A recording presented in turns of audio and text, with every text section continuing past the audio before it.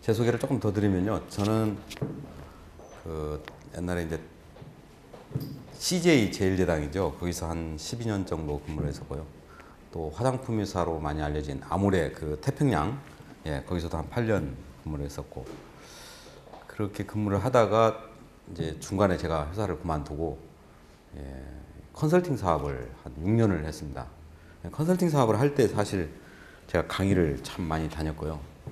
왜냐하면 이제 컨설팅 사업 하면은 강의를 해야 이게 영업이 되잖아요. 예, 그래서 그때 많이 다녔고, 그러다가 다시 보령제약이라는 회사에 다시 입사를 하면서 다시 또 기업 생활을 했습니다. 그래서 보령제약에 있다가 그 뒤에 이제 한경희 스팀 청소기로 많이 알려진 한경희 생활과학이라는 회사에서도 한 3년간 있었고요. 지금은 이 엠프란이라는 회사의 대표이사를 맡고 있습니다. 제가 이제 이 엠프란이는 CJ 다닐 때 런칭이었던 브랜드인데 10년 만에 다시 이사를 가게 됐고요. 그래서 제가 아무래도 지금 현직에 있다 보니까 낮에는 이렇게 강의하기가 쉽지 않아서 아침이나 아니면 저녁이나 아니면 이런 주말 이런 때만 좀 이렇게 가능합니다. 그쪽은 제가 이제 컨설팅 사업을 하면서 또 회사 다니면서 이렇게 직간접적으로 관여를 했던 제품 중에 지금까지 잘 나가는 그런 제품들이 되겠고요. 이거는 이제 제가 그동안 썼던 책들이 되겠습니다. 예. 뭐 제 소개는 그런 정도로 하고요. 이 책에 있는 내용이 이 책에 있는 내용인데 내용이 뭐 굉장히 많은데요. 그 중에 조금 요점이 드는 내용만 좀 소개를 하도록 하겠습니다. 뭐 너무 교과서적인 얘기라고 할지 모르겠습니다만 역시 대기업이나 중소기업이나 기본적으로 강소기업이 되려면 역시 상품력이 있어야 되는 거죠. 상품력. 특히 우리가 이제 CP 밸런스 이런 말을 하는데 이건 뭐냐면 이게 왜 안 넘어가네? 응? 그 상품력이라는 말은 이제 팔리는 힘을 가진 상품을 상품력이 있다 이렇게 얘기를 하는데 상품력이 있으려면 두 가지 컨셉과 퍼포먼스 이 두 가지가 균형을 이루어야 된다 이런 얘기입니다. 특히 소비자가 어떤 상품을 살 때 처음에 살 때는 써보지 않은 상태에서 구매를 하는 거잖아요. 그렇지 않습니까? 품질을 모르는 거죠. 모르는 상태에서 구매를 하게 만들려면 그 소비자의 트라이얼을 일으키는 데 있어서 이 컨셉 이게 굉장히 중요하죠. 뭐라고 소비자한테 내가 만든 제품을 소구를 할 거냐 하는 거죠. 예. 그게 매력이 있어야 고객은 트라이얼을 하게 되고 그러고 나서 사서 써보니까 퍼포먼스, 품질이 정말 좋단 말이죠. 그러면 그런 고객은 리피트도 하고 더 나아가 구전을 확산시키고 이렇게 하죠. 그러면 매출이 이렇게 꾸준히 올라가는 거죠. 근데 컨셉만 좋고 품질이 안 좋으면 이런 모습이 되겠죠. 컨셉이 좋으니까 초기에는 많이 사는데 써보니까 품질이 별 볼 일 없다. 그러면 그다음부터 반복 구매를 안 하면 이렇게 꼬꾸라지겠죠.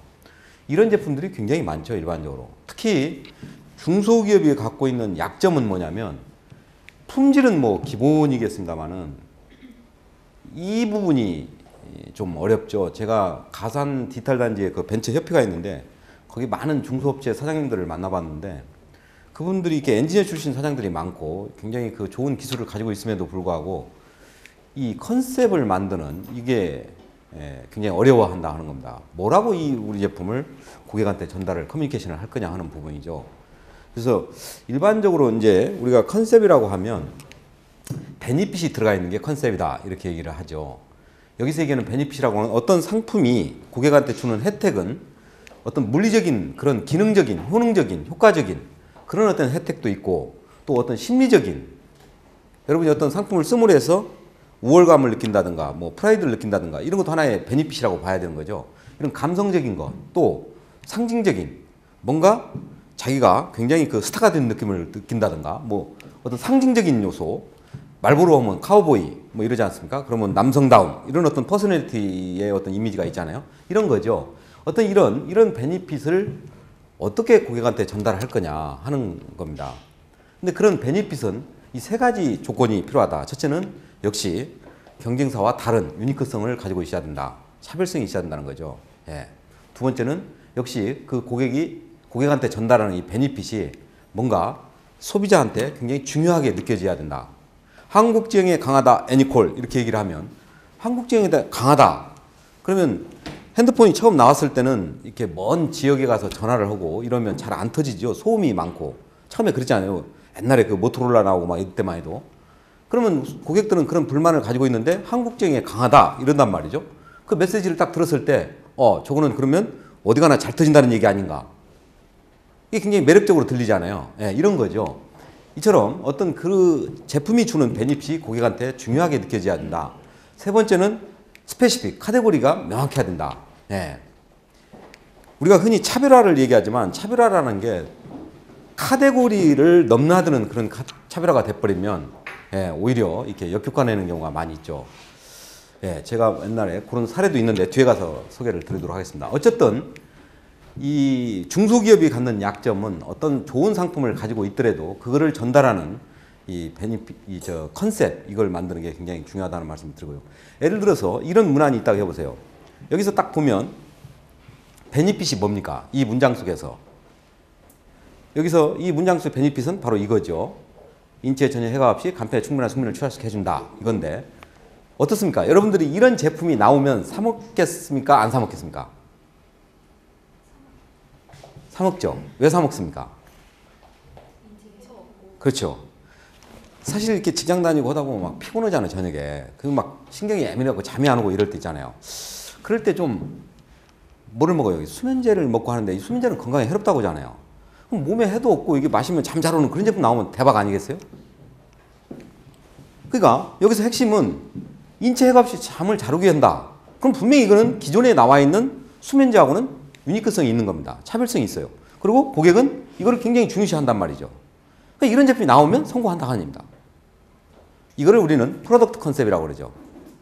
항상 프로덕트 컨셉은 여러분 회사가 어떤 상품을 10,000개, 1,000개 가지고 있다면 그런 상품들의 이 프로덕트 컨셉이 이렇게 다 정의가 되어 있어야 됩니다.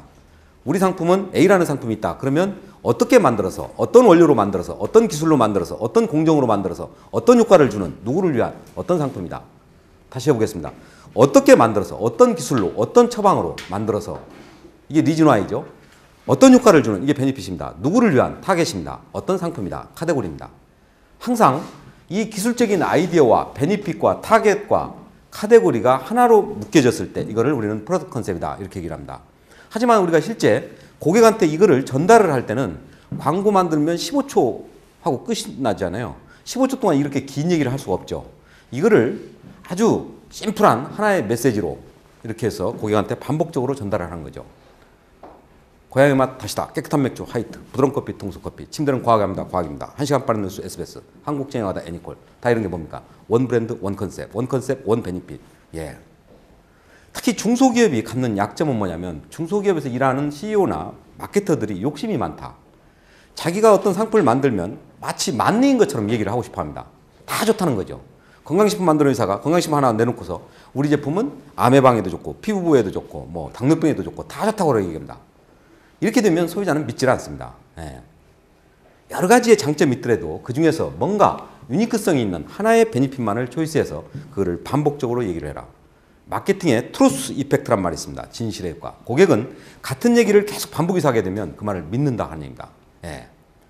그래서 어떤 고객한테 어떤 이런 컨셉을 만드는 것, 이거는 가장 중요한 것 중에 하나인데 중소기업이 바로 이 점에서 약점을 가지고 있다. 예. 하는 부분. 그리고 그 컨셉을 만들 때는 반드시 이거를 고려해라 하는 말씀을 드립니다. 실무적으로 이걸 만드는 걸 제가 좀 더 사례를 들어서 얘기를 했으면 좋겠는데 이게 지금 딱 90분 정해져 있기 때문에 실제요. 제가 이거 잠깐만 보여드리면 제가 아까 한 6년간 컨설팅을 했다 그러는데요. 실제 여기 보면 이런 컨셉을 만드는 여기 이제 제가 옛날 LG 인하원에서도 강의를 많이 했는데 여기 보면 그런 것들이 나옵니다. 이 컨셉을 만드는 사례들이 이렇게 이제 쭉 나옵니다. 보면 이렇게 이런 과정이 있어요. 그래서 이렇게 아까 제가 보여드린 것도 이런 과정을 통해서 이런 컨셉이 나오는 거거든요. 예.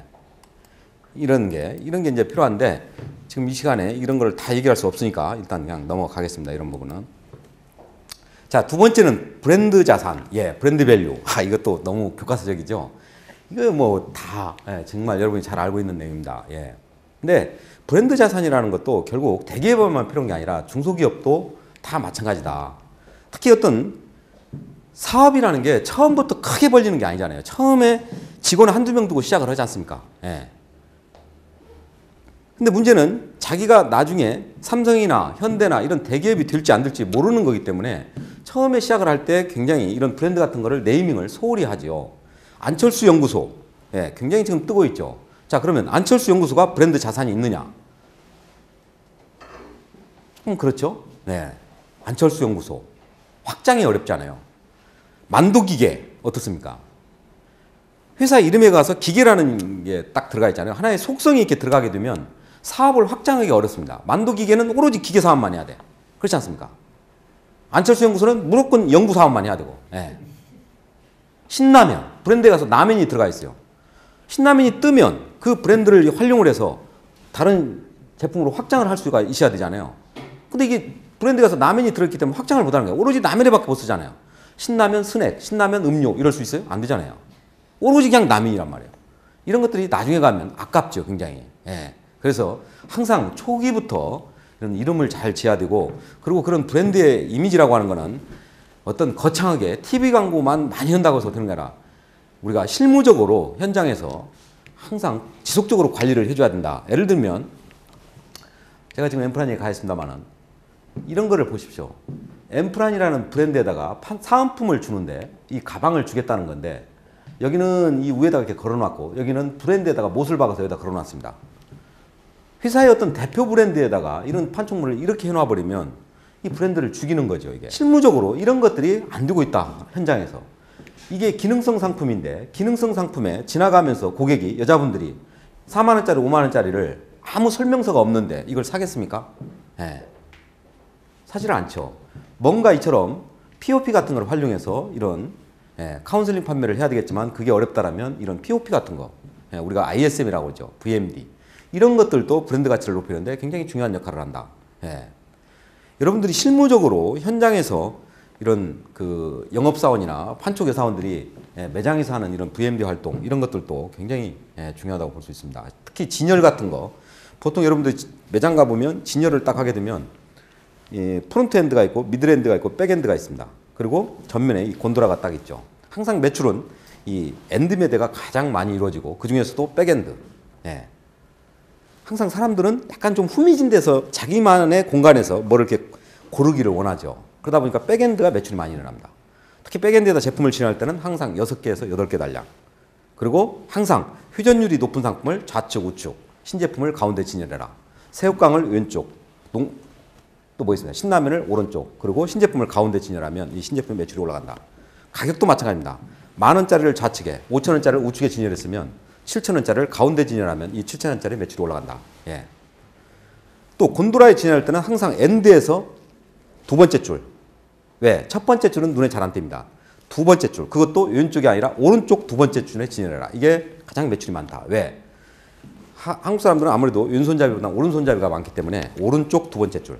그리고 항상 진열 위치는 여자분들의 평균 키에서 주부들의 평균 키에서 15도 각도 아래 눈높이. 그게 뭡니까? 곤도라에 보면 4단. 여기가 골든존이다. 물론 1단을 골든존으로 만들 수도 있습니다. 1단은 허리를 굽혀서 짓기 때문에 별로 진열 위치가 안 좋죠. 하지만 이런 바구니 같은 걸 돌출해 가지고 제품을 진열하게 되면 역시 이것도 골든존이 된다. 단 캐시가 지나갈 때 걸리지만 않게 해라. 아일랜드 진열, 통로 같은 데다가 이렇게 수북이 싸놓고 진열을 합니다. 항상 여자들의 이 허리 높이로 진열해라. 특히 이런 진열을 할 때 진열이라고 하는 건 반듯하게 진열하는 거지만 일부러 흐트러지게 진열을 하는 경우가 있습니다. 왜 그렇습니까? 일부러 이렇게 흐트러지게 진열하면 굉장히 볼륨감을 주고 싼 느낌을 줍니다. 여러분들이 백화점에 가서 1층에서 2층 에스컬레이터 타고 딱 올라가면 2층에 딱 올라가자마자 보면은 티셔츠 같은 거를 막 수북이 싸놓고 10,000원, 2만 원, 골라 잡아 10,000원, 2만 원 이렇게 하는 경우가 있습니다. 거기 보면 손님들이 많이 몰려있죠. 왜 그렇습니까? 굉장히 싼 느낌을 줍니다. 이런 게 일종의 전불 진열입니다. 캔 제품 같은 것, 과자 같은 것 이런 판매를 많이 하죠. 막 이렇게 덜어서 팔기도 하고 그러지 않습니까? 싼 느낌을 준다. 풍성한 느낌. 이런 것들이 굉장히 중요하다. 여러분이 포스터를 만든다. 지하 슈퍼에 들어가는 통로에다가 포스터를 붙인다. 전지 한 장짜리를 딱 붙이는 것보다는 3절로 된 것, 폭이 작은 거를 여러 장을 붙이면 훨씬 시각적으로 임팩트가 있다. 또 16절지 전단을 만든다. 항상 이런 전단을 만들 때도 헤드카피가 전체 면적의 15%를 차지하게 하라. 특히 사람의 시선은 오른쪽 상단에서 왼쪽 하단으로 내려간다. 따라서 잡지 광고 같은 걸 할 때는 항상 이 제품 사진을 실을 때 이런 어떤 사람들의 소비 행동 이론에 따라서 실어야만 광고 효과를 볼 수 있다. 이런 거죠. 예. 이런 것들이 다 제품, 아까 앞에서 얘기한 상품과 아우러져서 그 브랜드의 가치를 높이는데 굉장히 중요한 기여를 하기 때문에 보이지 않게 실무적으로 이런 것들을 현장에서 잘 지켜야 된다 하는 말씀을 드리고 싶고요. 특히 기업에서 매출 목표가 많다 보면 당연히 할인이나 할증 판매, 던판 쪽으로 하게 됩니다. 특히 1+1 같은 거 이런 걸 과하게 하다 보면 이제 브랜드 가치가 떨어지고 반복 구매가 줄어들고 결국에는 브랜드의 라이프 사이클이 굉장히 짧아지는 그런 현상을 많이 보죠. 실제 매장 가보면 막 1+1 이런 거 많이 하잖아요. 1+1이면 이건 몇 프로 디십니까? 50% 디시하는 거 아닙니까? 예. 이런 것들이 결국에는 브랜드 밸류를 죽인다 해서 이런 것들은 좀 자제를 해야 되겠다. 자, 이거는 스타벅스가 갑자기 비어 맥주 사업을 한다라 해가지고 테스트하는 뭐 그런 과정인데요. 모르겠습니다. 어떻게 생각합니까, 여러분들? 이 성공할 수 있을까요? 세계적인 기업이 하는 거라 해서 다 잘하는 거다 이렇게 얘기할 수는 없는 겁니다. 이것도 실패할 수도 있는 거죠. 예. 과거에 리바이스 청바지가 정장 사업을 하다가 아주 처절하게 실패한 사례가 있죠. 예. 이 브랜드의 어떤 이미지의 어떤 연결성이라는 측면에서 보면 자, 커피하고 맥주가 맞느냐 이것도 한번 생각해 볼 필요가 있죠. 과거에 샘표라는 회사가 캔커피 주스 사업을 한 적이 있죠. 근데 캔커피 주스 사업을 하는데 이거를 별도 브랜드를 쓰려고 하니까 돈이 많이 들어간단 말이에요. 알리려면. 그러니까 그냥 샘표 이름을 그대로 붙였던 거죠. 샘표 캔커피, 샘표 주스 이렇게 간 겁니다. 어떻습니까? 성공했겠습니까? 실패했겠습니까? 예. 아무래도 성공하기가 어렵겠죠. 예. 그래서 이런 것들이 이미지의 어떤 연결성 면에서 문제가 된다. 이것도 그렇게 봐야 되지 않느냐 하는 생각이 들고요. 자, 그 다음에 또 중소기업은 항상 사업을 하거나 신제품을 내거나 앞에서 제가 컨셉을 얘기했습니다만은 나열이 아니라 선택해야 된다. 엔드는 나열입니다. OR은 선택입니다. 예.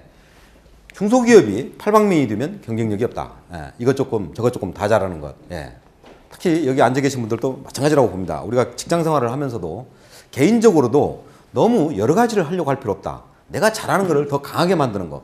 이게 중요하지. 내가 모자라는 걸 자꾸 보완하기 위해서 이것저것 다 하려고 하면 비용만 많이 들어가고 아무것도 안 된다. 이런 말씀을 드리고 싶습니다. 기업도 마찬가지다. 특히 중소기업이 자꾸 여러 가지를 대기업을 흉내내서 하다 보면 자원이 많이 들어가고 성공시키기가 어렵죠.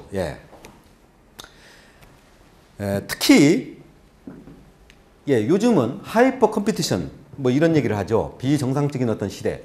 이런 시대에는 위기와 기회가 공존한다.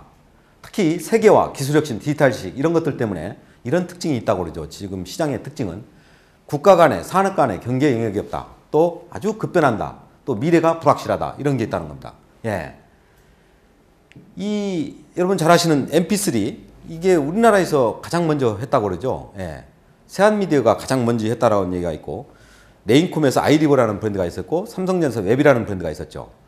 그럼에도 불구하고 실제 세계적으로 성공을 하는 회사는 애플의 아이팟이었죠.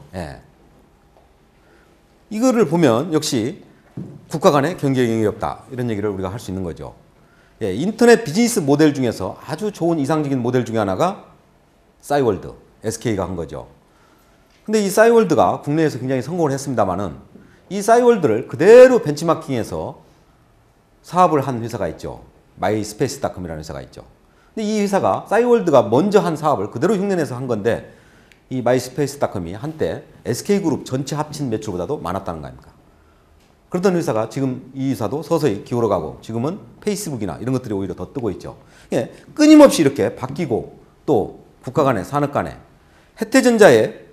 혜태제과의 경쟁사가 롯데제과 뭐 이렇게 얘기를 할 수 있는데 지금은 롯데제과나 혜태제과의 경쟁사가 삼성전자가 될 수 있다. 어린아이가 용돈이 생기면 과자만 먹는 게 아니라 핸드폰도 사고 이러기 때문에 이처럼 산업 간의 국가 간의 경쟁력이 없다. 따라서 중소기업이 선택적인 비즈니스를 해야만 맞지만은 시대가 또 이러다 보니까 그렇다고 해서 과거에 우리가 핵심 역량에 집중해라 이런 얘기를 많이 했습니다만은 이런 하이퍼 컴퓨팅 시대에는 한편으로 핵심 역량을 기반으로 해서 끊임없이 고객의 욕구가 있는 시장의 변화에 맞는 그런 사업을 끊임없이 탐구를 해야 된다. 그렇지 않으면 무너진다. 코닥이라는 회사가 100년이 넘은 거대 성공한 회사지만 필름 하나 가지고 결국에는 2000년 중반이 되면서 디지털 카메라가 나오니까 그런 회사가 무너지고 있지 않습니까? 이런 걸 보면 핵심 역량이라는 것도 사실은 이제는 좀 달리 생각해야 되는 거 아니냐 이런 생각을 해보는 거고요. 또 굉장히 이렇게 시장이 급변하기 때문에 특히 IT 업 중에서는 과거에 우리가 어떤 의사결정을 할 때 신중하게 의사결정해라. 돌다리도 두드려가라. 이런 것들이 경영의 중요한 덕목이었습니다만은 지금 21세기를 살면서 신중하게 의사결정을 하면 그 회사는 신중하게 망할 수가 있다. 이런 얘기입니다. 그래서 이제는 제때제때 의사결정하는 것 이런 것들이 중요한 경영의 덕목이다. 또 과거에는 기업에서 항상 12월 달이 가까워지면 경영계획을 수립을 합니다. 그래서 1월부터 12월까지 목표를 수립해서 그걸 가지고 진행을 하고 12월 달이 되면 평가를 해서 직원들 상여금을 달리주고 이렇게 하고 있습니다. 근데 이제는 그것도 아니다. 왜? 이게 분기마다 지표가 바뀌지 않습니까? 환율이 바뀌고 금리가 바뀌고 이러고 있는데 목표를 1월부터 12월까지 한꺼번에 세워가지고 그거를 그대로 간다. 이것도 안 맞다 하는 거죠. 최소한 월별은 아니더라도 분기별로 경영계획도 변화를 줘야 된다 하는 얘기를 드리고 싶습니다. 그래서 이런 시대에는 진짜 우리 직원들도 워크 하드가 아니라 워크 스마트. 뭔가 창조적인 마인드 이런 것들이 중요하고 열심히만 일하는 게 아니라 뭔가 머리를 써서 열심히 일하는 것 이런 게 중요하다. 저는 제가 경력사원을 뽑거나 신입사원을 뽑을 때 면접을 합니다. 면접을 들어가면 제가 반드시 물어보는 게 있습니다. 저희 회사에 들어오면 어떻게 일하기 시켰습니까? 이렇게 물어봅니다. 그러면 대체로 뭐라고 얘기하냐면 시키는 대로 열심히 하겠습니다. 이렇게 대답합니다. 시키는 대로 열심히 하겠습니다. 이렇게 대답하는 사람은 저는 거의 채용을 하지 않습니다. 제가 생각하는 대로 시키는 대로만 열심히 할 것 같으면 제가 그 사람을 뽑을 이유가 없습니다. 나하고 다른 생각을 하는 사람을 뽑고 싶은 겁니다. 따라서 들어와서 기존의 직원들과는 다르게 나만의 어떤 차별화된 생각으로 열심히 하겠습니다. 이런 사람을 저는 뽑습니다. 이런 게 워크 소프트다, 워크 스마트다 이런 말씀을 드리고 싶고 특히 한경이라고 하는 이 스팀 청소기로 유명한 그 회사도 이 스팀 청소기 스팀이다미 이걸 가지고 1,000억 가까이 매출을 하고 있는 회사입니다. 선택과 집중 이걸로 굉장히 성공을 한 회사죠. 스팀 기술 음식물 처리기라고 하는 이런 새로운 사업에 뛰어듭니다.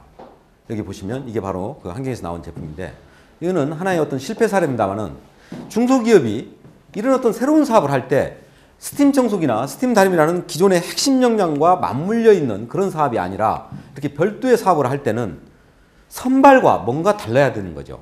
근데 이미 이 회사가 중소업체가 이런 제품을 내기 이전에 웅진이나 린나이 같은 한경이보다 훨씬 큰 회사가 이런 제품이 이미 나와 있었습니다. 근데 이미 나와 있는 이런 제품과 전혀 차별성이 없는 이런 제품을 가지고 들어가게 되니까 결국에는 실패를 해서 그해 70억 적자를 보는 그런 결과를 가져왔습니다. 제가 사실 2007년도에 이 회사를 부사장으로 갔었는데 제가 가서 보니까 4월 1일 날 입사를 했는데 가서 보니까 이거를 김정은이라는 탑 그 탤런트 모델을 써서 광고를 때리고 있더라고요.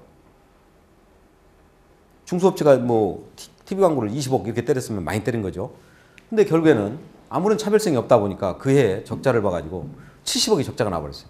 그래서 제가 가자마자 첫 해에 너무나 민망하고 참 힘들었는데 그 오너 사장님께서 뭐 제가 한 건 아니니까 뭐 생각하지 말고 열심히 해보자 뭐 이래서 계속 제가 3년을 있었습니다만은 어쨌든 이런 것들이죠. 이렇게 하면 성공하기가 어렵다.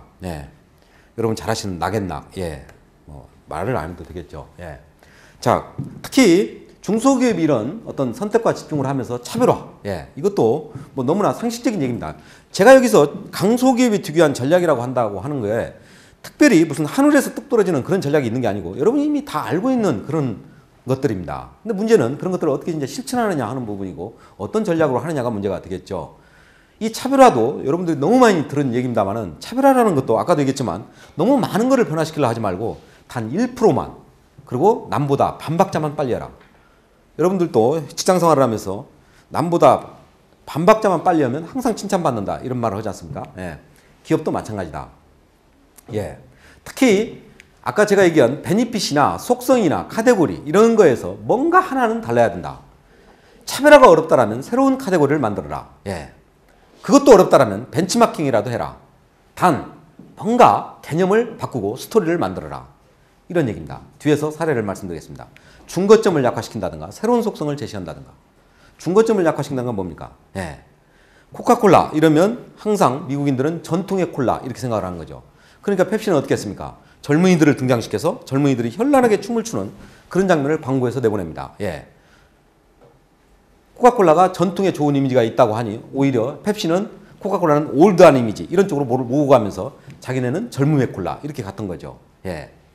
한때 엠파스가 뭐 이 이 뭡니까 네이버를 이 열린 검색을 닫힌 검색이다 이렇게 몰아붙이면서 한 적이 있었는데 이건 무슨 얘기냐면 여러분들이 어떤 신규로 어떤 시장을 이렇게 들어갈 때 기존의 경쟁업체가 가지고 있는 어떤 약점을 갖다가 이렇게 드러내서 일종의 뭐 시비거리를 노이즈를 만든다고 그러죠. 이런 것도 하나의 전략일 수 있는 겁니다. 이 콩 같은 거 이런 것도 한때 빙그레가 이 콩라면을 낸 적이 있었죠. 우리나라 라면 시장에서 신라면이 25%의 마켓시ェ어를 가지고 있는데 빙그레가 콩라면을 가지고 들어간 거란 말이죠. 그러면 사실은 이 빙그레가 이 콩라면 가지고 들어갔을 때 기존의 농심이 가지고 있는 라면의 약점이 뭐냐 이걸 찾으셔야 되는 거죠. 일반적으로 라면이 어떤 약점을 가지고 있습니까? 약점은 기름에 튀겼다 이런 약점을 가지고 있습니다. 여러분들 상식적으로 어떤 제품이 기름에 튀겼다 그러면 건강에 해롭다 이런 인식을 가지고 있지 않습니까? 예. 뭐 콜레스테롤 높인다 이런 얘기를 하는데 이게 맞는지는 모르겠지만 어쨌든 상식적으로 우리는 기름에 튀긴 거 별로 썩 건강에 좋을 리는 없을 거라고 생각을 하는 겁니다. 그렇다면 빙그레가 콩라면을 가지고 들어왔을 때 기존의 라면은 기름으로 튀겨서 건강에 해로운데 우리는 콩기름으로 튀겼기 때문에 건강에 좋습니다. 이렇게 만일 치고 들어갔더라면 소비자는 어떻게 생각을 했겠냐? 또 농심은 어떻게 나왔겠느냐? 만일 빙그레가 그렇게 치고 나가면 농심이 가만히 있지 않겠죠. 무슨 소리냐? 우리도 뭐 팜유기름 같은 걸로 튀긴 것은 맞지만은 다 정제를 해서 문제가 없다. 건강에 해롭지 않다. 이런 식으로 반박을 하겠죠. 만약 그렇게 반박을 하게 되면 그거는 빙그레한테 말려드는 겁니다. 그런 것들이 이슈화가 되면 자연스럽게 이 콩라면은 뜨게 됩니다. 실제 하이트가 그렇지 않습니까? 150m 안반수 이러면서 들어가니까 어떻게 했습니까? 오비가 공정거래 제소를 냈죠. 그러면서 그게 언론에 자꾸 이슈가 되면서 이 하이트가 뜨게 된 겁니다. 예. 이게 후발이 했던 시장을 들어갈 때는 선발이 가지고 있는 이런 약점을 노출시켜서 이거를 하나의 이슈화시키는 것. 그러면 심판은 누가 합니까? 소비자가 합니다. 소비자가 한번 생각해보니까 라면 그거 맞아. 기름에 튀긴 게 몸에 해로운데 이거는 콩인데 콩이 몸에 좋은 거잖아. 그러니까 이거는 맞겠네. 이렇게 생각한다는 얘기입니다. 여러분들 선거철 보십시오. 정치인들이 이렇게 나가다가 판세가 불리하면 한쪽에서 뭐라 그래요? 다른 쪽을 몰아붙입니다. 아무개 의원이 어떤 기업에서 얼마를 먹은 의혹이 있다. 이렇게 딱 터뜨리잖아요. 그러면 그 해당 의원이 가만히 있습니까? 바로 나와서 기자회견합니다. 해명을 하죠. 내가 어느 모기업의 회장을 만난 적은 있지만 돈을 받은 사실은 없다. 이러고 해명을 합니다. 근데 시청자는 어떻습니까? 시청자는 그걸 들으면서 아니야 저 새끼 좀 먹기는 먹었을 거야. 약간 냄새가 나. 이런 식으로 의심을 하게 됩니다. 그래서 이런 것들이 어찌 보면 이 해명 자체가 오히려 상대방한테 말려드는 그런 결과를 가져오는데 기업의 어떤 전략에서도 마찬가지다. 어쨌든 그때 당시도 빙그레가 이처럼 기존의 라면이 가지고 있는 약점을 노이즈를 일으켜서 이렇게 했더라면 좋았는데 어떻게 했습니까? 빙그레는 매운맛 콩라면 이러면서 메시지를 전달했죠. 근데 이 매운맛은 신라면이 가지고 있는 1등이 가지고 있는 강점이란 말이에요. 매운을 가지고 1등이 가지고 있는 강점을 가지고 싸움을 걸으니까 이게 안 되는 거죠. 예. 결국에 빙그레가 라면 사업을 접었죠. 이런 거. 또 새로운 속성. 항상 사람은 심리적으로 새로운 거에 대한 호기심이 있다. 네. 여러분이 이성도 마찬가지 아닙니까? 결혼한 지가 20년, 30년이 됐어도 TV에서나 이런 길거리에서 이쁜 남녀를 보면 호감이 가는 거 아니겠습니까? 물건도 마찬가지다. 기존의 상품과 뭔가 형태가 다르든가 사용 방법이 다르든가 메시지가 다르든가 뭔가 다르면 그거에 대해서 호감을 갖는다. 예. 진로가 있는데 처음 체험이 들어가면서 알칼리 환원수 이런 얘기를 했습니다. 근데 알칼리 환원수라는 얘기는 진로가 한 번도 하지 않은 얘기였습니다. 예. 맥주 하면 부드러운 맥주 오비였는데 하이트가 들어가면서 150m 안반수 이런 얘기를 했습니다. 근데 선발인 오비가 150m 안반수 한 번도 하지 않은 얘기였습니다. 일본에 기린 맥주가 있고 아사히 맥주가 있는데 기린은 마켓시ェ어 60%가 넘은 큰 회사고 아사히라고 하는 조그마한 중소업체가 그 시장을 들어가면서 드라이 공법으로 만든 드라이 맥주 이런 얘기를 했습니다. 근데 이 드라이라는 단어는 선발인 기린이 하지 않은 얘기였다 하는 얘기입니다. 고객은 이처럼 후발이 어떤 새로운 얘기를 하게 되면 그 새로움에 대해서 호감을 갖는다. 물론 판매가 늘어나는 데는 여러 가지가 이유가 있겠지만 이처럼 새로운 거에 대한 호기심 이것도 일정 부분 매출에 긍정적인 영향을 준다 하는 얘기입니다. 그래서 이런 것들 그리고 제가 여기서 얘기하는 뉴 카테고리 새로운 카테고리를 만들어 하는 것도 뒤에서 말씀드리겠습니다만 이런 거죠. 이 프로스펙스가 한때 굉장히 힘들었는데 어떻습니까? 나이키 아디다스가 러닝 운동화로 굉장히 성공을 했잖아요. 그러니까 이 회사는 요즘에 사람들이 걷기 운동을 많이 하니까 워킹 운동화 이래가지고 새로운 어떤 카테고리를 만들죠. 예, 이런 거. 예. 그래서 항상 예, 좀 새로운 것 이게 지금 사람들의 어떤 심리인데요. 여러분들이 마케팅을 잘하려면 이 사람들의 어떤 심리를 잘 이해하는 게 중요합니다. 사람의 심리는 변하는 심리가 있고 누구나가 공통적으로 가지고 있는 변하지 않는 심리가 있다. 예를 들면 다른 것과 비교하고자 하는 심리. 그래서 비교 광고가 있는 거죠. 또 구매 후 행동의 원인을 찾고자 하는 심리. 규인이동이라고 그러죠. 그래서 대기업에서는 물건 사고 나면 그 소비자한테 리콜을 하지 않습니까? 이런 것들. 또 우월해지고 싶은 심리. 또 좋은 사람을 모아하는 심리. 이런 것 때문에 프라이드 마케팅, 스타 마케팅 이런 것들을 하는 거죠. 인간은 누구나가 이런 심리를 가지고 있다. 또 새로운 거에 대해서 알고 싶어하는 심리가 있다. 따라서 아까 얘기한 대로 뭔가처럼 새로움을 줘라. 2011년에 작년도죠. 히트 상품 삼성경제에서 발표한 거를 보면 그 중에 바로 제가 얘기하는 이런 새로움에 대한 걸로 성공한 제품들이 바로 뭡니까? 꼬꼬면이나 또는 나는 가수다 이런 것들이죠. 사실요 1%의 차별화라는 게 바로 이런 겁니다. 히트한 제품을 보면 대단한 무슨 비결이 있는 게 아니고 약간을 바꾸는 겁니다. 약간을. 꼬꼬면이라는 게 뭡니까? 라면은 붉은 국물인데 이걸 하얀 국물로 바꿔버린 거거든요. 나는 가수다는 왜 성공했습니까? 일반적으로 노래 이 자랑을 하게 되면 일반인이 노래를 부르고 가수가 심사를 하지 않습니까? 근데 나는 가수다는 그걸 바꿔버린 겁니다. 누가 노래를 부릅니까? 가수가 노래를 부르고 일반인이 심사를 하고 있습니다. 거꾸로 바꾼 겁니다.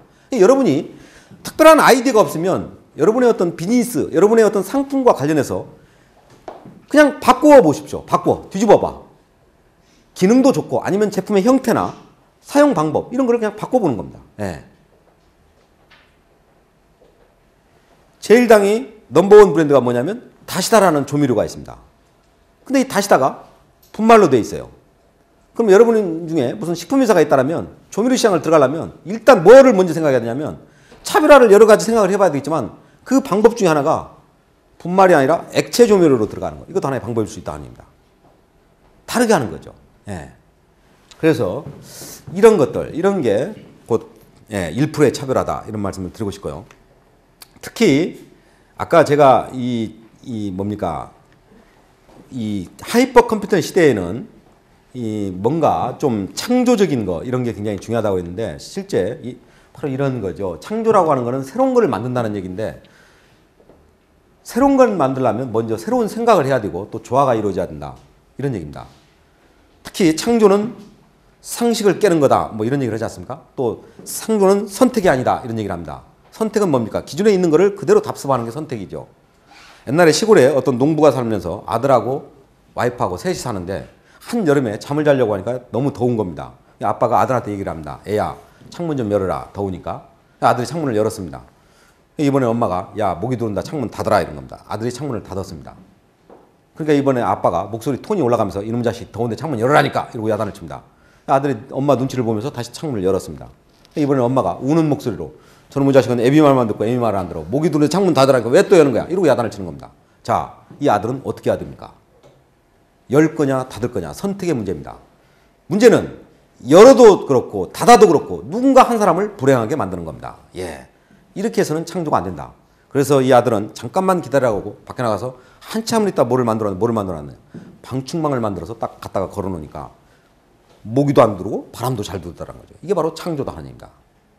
우리나라 사회를 보면 여와 야, 노와 스승과 제자 서로 이해가 되는 이 세대가 서로가 자기 주장만을 합니다. 상대방 얘기를 전혀 들으려고 하지 않습니다. 기업에서 어떤 전략이나 신제품이 실패하는 이유를 분석을 해보면 거의 70%가 뭡니까? 소위 부서 이기주의입니다. 예. 부서 간에 자기 주장, 자기 부서 입장에서만 일을 하려고 합니다. 국가기관도 그렇고 민간기업도 마찬가지다 아닙니다. 실제 저는 석사 논문을 신상품 실패에 관한 연구 이런 제목으로 석사 논문을 썼는데 그때 제가 보니까 신상품이 실패하는 이유가 28가지가 나와요. 근데 그 중에서 70%는 뭐냐? 부서 이기주의. 예. 아무리 제품을 잘 만들고 품질을 잘 만들어도 영업이 모르면 판매가 안 되는 겁니다. 근데 R&D 하는 사람은 뭐입니까? 자기 만들면 그걸로 끝이야. 판매는 이제 너희들이 알아서 하는 것. 이렇게 생각을 해버린단 말입니다. 근데 우리는 뭐라고 얘기합니까? 고객 중에서 진짜 중요한 고객은 누구냐? 나한테 가까운 고객. 예. R&D 하는 사람의 진짜 중요한 고객은 영업사원이다 하는 얘기입니다. 자기가 만든 제품 영업사원이 제대로 모르고 있고 영업사원이 만족을 하고 있지 않는데 어떻게 그 영업사원이 외부에 있는 소비자를 상대로 제대로 세일 활동을 할 수 있느냐 하는 겁니다. 이런 것들이 안 되고 왜 신제품이 성공을 안 하는지 모르겠다. 왜 사업이 실패하는지 모르겠다. 이런 얘기를 맨날 해봐야 소용이 없다 하는 얘기입니다.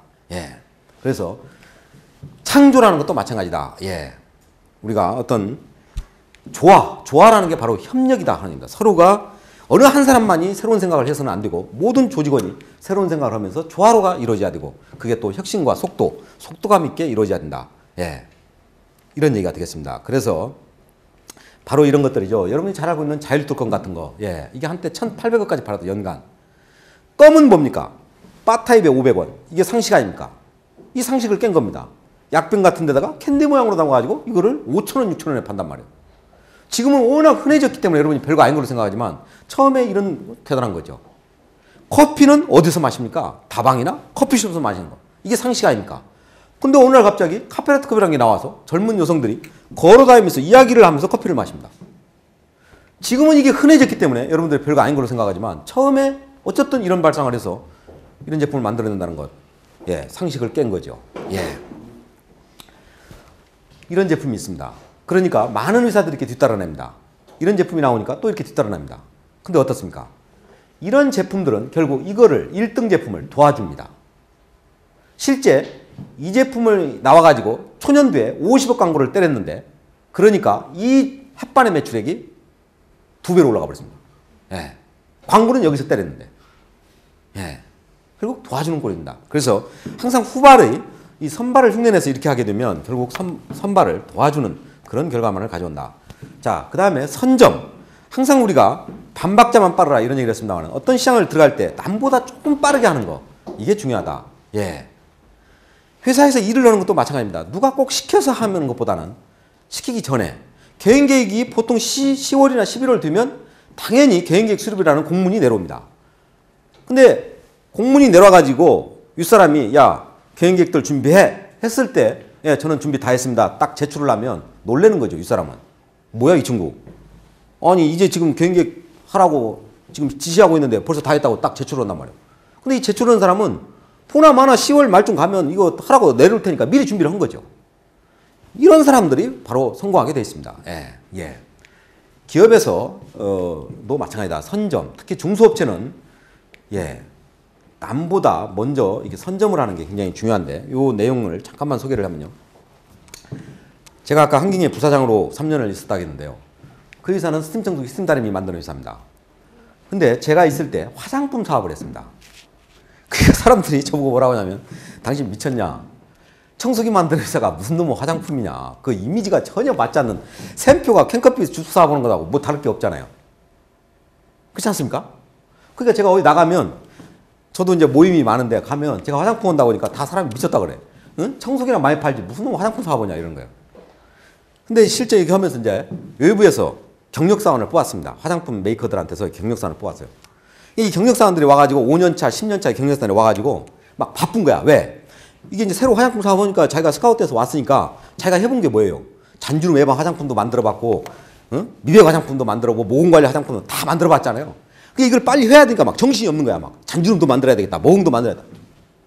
근데 제가 다 빠꾸시켰어요. 하지 마라. 그 외부에서 온 사람들이 입이 이렇게 나오는 거야. 자기들을 뽑아놓고서 왜 제품을 못 만들게 하느냐 이거죠. 그래서 제가 거기다 뭐라고 그랬냐면 자, 한경이가 잔주름 예방 화장품 만들어서 아모레나 LG 제품 옆에다가 진열해 놓으면 누가 사겠느냐? 당신 소비자 입장에 사겠느냐? 당연히 안 사죠. 그렇지 않습니까? 그래서 제가 얘기했던 게 뭐냐면 한경이는 스팀 청소기, 스팀 다리미 같은 기기를 만드는 회사다. 그러면 우리는 그냥 바르는 화장품이 아니라 기기를 결합한 그런 화장품을 해보자. 그래서 냈던 게 바로 이겁니다. 이 아이 마스카라, 여러분들 여자분들이 눈썹이 처지거나 눈썹이 짧으면 미워 보이죠. 그러니까 이거는 뭐냐, 순간적으로 스팀처럼 이 순간적으로 이 기기 이 눈썹에 딱 이게 되면 온도가 65도씨까지 올라갑니다. 그러면서 이 눈썹을 처진 눈썹을 반짝 세워줘요. 눈썹이 딱 쓰니까 이게 굉장히 이뻐 보이죠. GS에서 이거 홈쇼핑에서 방송을 했는데 그냥 8주 연속 매진을 친 거야. 그 뒤에 낸 게 뭡니까? 진동 파운데이션. 지금도 잘 나갑니다. 지금 여러분들 홈쇼핑 딱 틀어보십시오. 진동 제품이 이게 아주 대세가 돼버렸어요. 거기서 이렇게 떠가지고 화장기기 융합 화장품이라는 카테고리를 만든 거죠. 그러다 보니까 어떤 결과가 옵니까? 태평양 LG가 오랜 역사를 가지고 있고 우리나라 화장품 넘버원이지만 기기 화장품에서는 오히려 한경이가 1등이란 말이에요. 바로 이런 겁니다. 중소업체는 바로 이런 걸 해야 된다. 제가 지금 엠프라니를 갔습니다. 가가지고 이게 굉장히 뜨는데 이게 지금 환경에서 나온 거고 이게 또 뭐 이치스킨이라는 데 나오는 건데 요게 이제 저희 엠프라니에서 이걸 냈습니다. 약간 다르게 냈어요. 근데 이게 이제 더 많이 팔리는 거야 지금. 제가 좀 미안해요 저쪽에. 명색이 내가 부사장까지 하고 3년을 있었는데 이쪽에 와가지고 이거를 해놓고 나니까 이게 더 잘 나가는 거야. 지난 금요일 날 이거를 했는데 그냥 9,000개가 넘게 나가버렸어요. 한 번 방송. 그래서 그냥 시간 안에 끝내버렸어요. 왜냐면 물량이 모자라는 거야. 여러분 아마 이거 신문에서도 많이 봤을 거예요. 요즘에 신문에 뭐 이게 많이 아이디어 상품으로 해가지고 많이 지금 뜨고 있고 그러다 보니까 막 지금 한 6개 업체가 이런 제품을 지금 막 내요. 갖고 막 방송만 틀면 요즘에 나오는 게 이게 대세야 지금. 근데 실제 좋습니다. 꼭 필요한 사람들 하나 그냥 공짜로 보내줄 수 있어 이거. 네. 대세야 이게 지금. 이거 왜냐면 파운데이션을 바르면 이게 뜨잖아요. 근데 이거는 손으로 특히 이렇게 파운데이션 바르면 여기에 묻거든요. 근데 이거는 그냥 뭐 손으로 댈 필요가 없어요. 딱 해고서 진동기기로 몇 번 이렇게 하면은 이게 그냥 이게 퍼짐이 좋고 흡수력이 딱 좋아서 뜨지를 않아요. 지금 이게 완전히 대세가 돼버렸어요 지금. 딱 2번 방송했는데 15억이 나가버렸어요. 그래갖고 매일경제신문이나 이런 데 지금 크게 나왔잖아요. 이게 대세가 됐습니다. 제가 뭔 얘기를 하고 싶냐면 카테고리를 이렇게 만들어라는 거죠. 마찬가지로 제가 엠프라니에서 사실은 이것 말고 제가 요새 고민을 해서 뭔가 또 다른 카테고리를 만들어보자 해서 했던 게 여기 화장품회사에서 오신 분 있는지 모르겠는데 저 촬영을 하고 있어서 이 얘기를 해도 되는지 모르겠는데 모닝 코스메틱 뭐 그냥 합시다 그냥 모닝 코스메틱이라는 이런 걸 제가 만들어 보려고 그래요. 뭐냐 여자분들이요 실제 이렇게 저녁에 잠을 자잖아요. 8시간 잠을 자잖아요. 그러면 잠을 자면 이 얼굴에서 수분이 증발을 합니다. 아침에 딱 일어나면 이 피부는 수분과 유분이 적절하게 균형을 이루어야 되는데 수분이 다 증발해갖고 피부가 균형이 깨져. 피부가 민감해져 있어요. 그리고 굉장히 푸석해 있다고. 이거를 관리를 안 해주면 굉장히 피부 노화가 빨리 온다 하는 얘기입니다. 겁나죠? 겁나죠? 아무리 바빠도 제대로 화장을 해야 된다 하는 얘기입니다. 내가 만일 광고를 이렇게 만들어가지고 본인한테 이런 식으로 지금 말이에요. 저녁에 이게 잘 때 수분이 다 빠져서 아침에 가장 피부가 안 좋은데 그거 아침 화장 바쁘다고 해서 그냥 대충 하고 가게 되면 피부 탱탱한 피부가 안 되고 노화가 굉장히 빨리 옵니다. 이거를 비주얼적으로 아주 그냥 쭈글쭈글한 피부를 보여주면서 광고를 때리면 겁이 나겠죠. 그러면 살 거라 하는 얘기입니다. 그래서 나는 이거를 모닝 코스메틱이다 이렇게 정의를 하려고 합니다. 그래서 이런 시장을 내가 만들어 보려고 합니다. 그래서 실제 제품을 만들었어요. 그래서 보통 아침에 이렇게 화장을 하는데 이 스킨 로션 에센스 크림이 있는데 이거를 하나로 만든 제품이에요. 굉장히 간편하죠. 하나만 발라도 4개를 바른 거와 똑같은 거예요. 올인원 개념이에요. 이게 실제 일본인 같은 데 나와서 굉장히 성공을 한 제품이에요. 그래서 모닝 코스메틱이라는 새로운 카테고리를 만들려고 했는데 이게 중소업체가 돈이 없다 보니까 이게 교육을 시켜야 되잖아요. 소비자를. 광고를 치고 해야 되는데 그래서 지금 최호중이 그 애정남에 나오는 친구 그 친구를 통해서 모닝 코스메틱은 정의를 하는 거예요. 자 이제 정했습니다. 아침에 쓰는 화장품 정했습니다. 뭐 예를 들면 이런 거. 이거를 해서 지금 했는데 조금만 더 기다려 보십시오. 제가 그거를 좀 이게 자원이 많으면 그냥 대량으로 광고량은 브랜드의 인지도와 이미지에 비례합니다.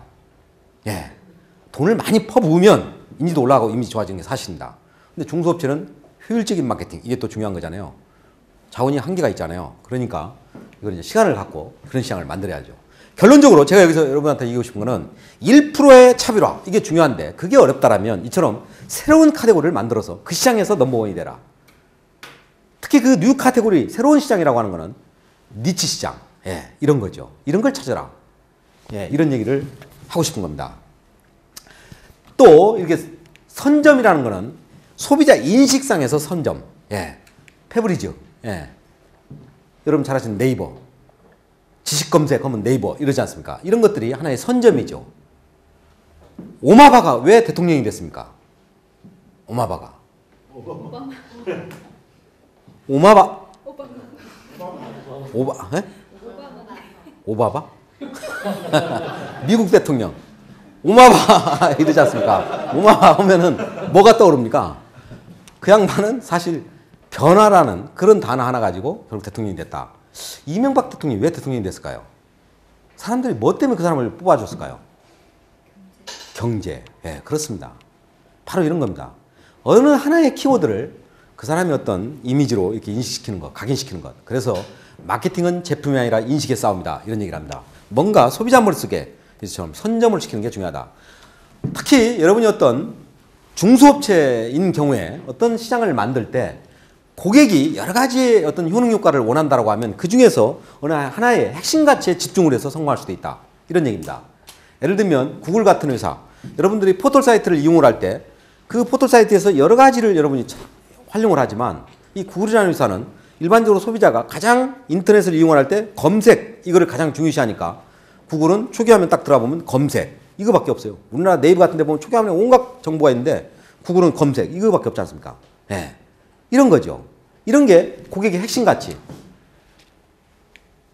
이 넷북 이거는 뭡니까? 노트북이라는 게 뭐 여러 가지 기능이 있잖아요. 근데 여행 다니는 사람들은 중요한 게 뭐겠어요? 노트북이 좀 가벼웠으면 좋겠고 여러 가지 기능이 필요가 없죠. 가볍고 워드 기능 좀 있고 인터넷 검색 기능만 있으면 그러면 좋은 거 아닙니까? 이걸 그렇게 만든 거죠. 기존의 노트북보다 무게를 2배로 가볍게 하고 핵심 가치를 부각시켜서 성공을 한 이런 거죠. 와인폰. 연세가 60이 넘고 70이 된 사람들 핸드폰 거기 무슨 뭐 게임이고 뭐 무슨 카메라 다 필요 없잖아요. 70대 노인네가 핸드폰 쓰면서 그게 다 무슨 필요가 있습니까? 1번 누르면 큰아들, 2번 누르면 작은아들 이것만 나오면 되는 거야. 그러려면 어때야 돼? 문자판 크게 만들고 음성 크고 이것만 해주면 된단 말이에요. 근데 핵심 고객이 원하는 핵심 가치에 집중을 해서 성공을 시킨다 하는 얘기입니다. 예, 이게 바로 선택과 집중이다 이렇게 할 수 있고 특히 중소업체는 제휴, 얼라이언스, 전략적 제휴. 돈 안 드는 마케팅을 하려면 제휴를 해라. 제휴를. 예. 또 내가 잘하는 것만 하고 못하는 거는 아웃소싱을 해라 이런 겁니다. 제휴라고 하는 거는 정말 중요한 거죠. 제가 과거에 93년도 제1당에서 식물나라라는 화장품 사업을 런칭한 적이 있습니다. 그 식물나라 화장품을 런칭하고 나서 어디를 갔냐면 유한킴벌이라는 회사를 찾아갔습니다. 그 유중화 전문하는 분을 만나가지고 영업 전문을 만나서 우리 제휴를 하자. 어떻게 할 거냐. 당신네 크리넥스 티슈가 나오지 않느냐. 우리는 이번에 식물나라 화장품이 나온다. 크리넥스 티슈에다가 우리 회사 식물나라 로고를 좀 표기해달라. 인쇄를 해달라. 그러면 우리 식물나라 지함에다가 크리넥스 티슈 로고를 인쇄해주겠다. 그러면서 거기다가 메시지를 하나 넣자. 뭐라고 넣느냐. 식물나라로 화장하고 크리넥스 티슈로 지우세요. 이런 메시지를 넣자. 실제 여자분들 화장하고 나면 티슈로 지우잖아요. 식물나라로 화장하고 크리넥스 티슈로 지웁시다. 지우세요. 요 문안을 좀 넣자.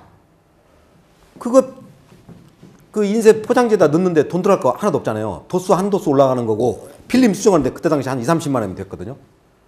그러니까 아무 문제가 없어요. 그래 합시다. 이렇게 된 거예요. 근데 그때 당시 크리넥스 티슈가 월 120만 개씩 생산돼요. 근데 크리넥스 티슈나 식물나라 목표 타겟이 같단 말이에요. 근데 런칭하자마자 핵심 고객들 120만 명한테 매월 이걸 알리는 효과를 준 거다 하는 얘기입니다.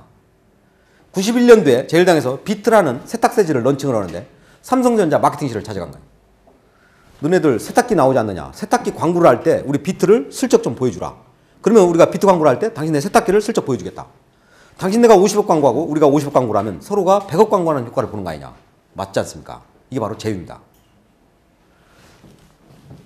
한경희에서 이런 제품을 냈습니다.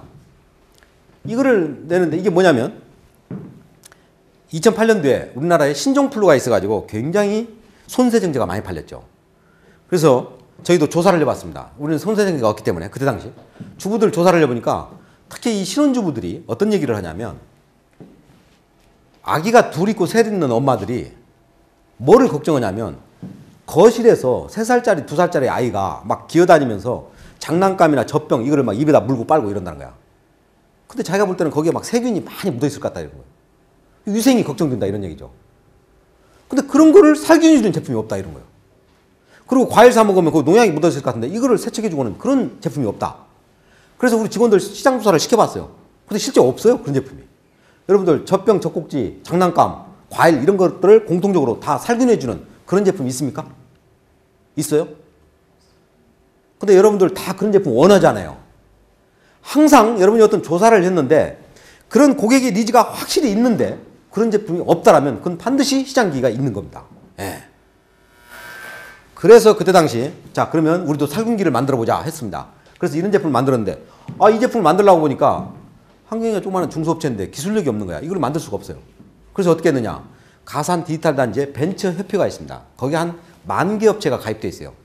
사장 혼자서나 아니면 직원 한두 명도 일하는 그런 엔지니어 출신 사장들이 굉장히 많습니다. 그 벤처협회 회원 중에서 이런 기술을 가진 사람을 우리가 찾은 거야. 그래가지고 그 업체하고 제휴를 해서 거기서 이 노즐을 만들고 우리는 판매를 대행한 거죠. 그래서 이 노즐을 갖다 딱 집어넣으면 3분만 지나면 이 물이 살균수로 바뀌어요. 이런 제품을 냈습니다. 그리고 이게 굉장히 성공을 했죠. 예. 이 제가 여기서 얘기하고 싶은 건 뭐냐면 이런 어떤 기술적인 것도 제휴를 한다. 예.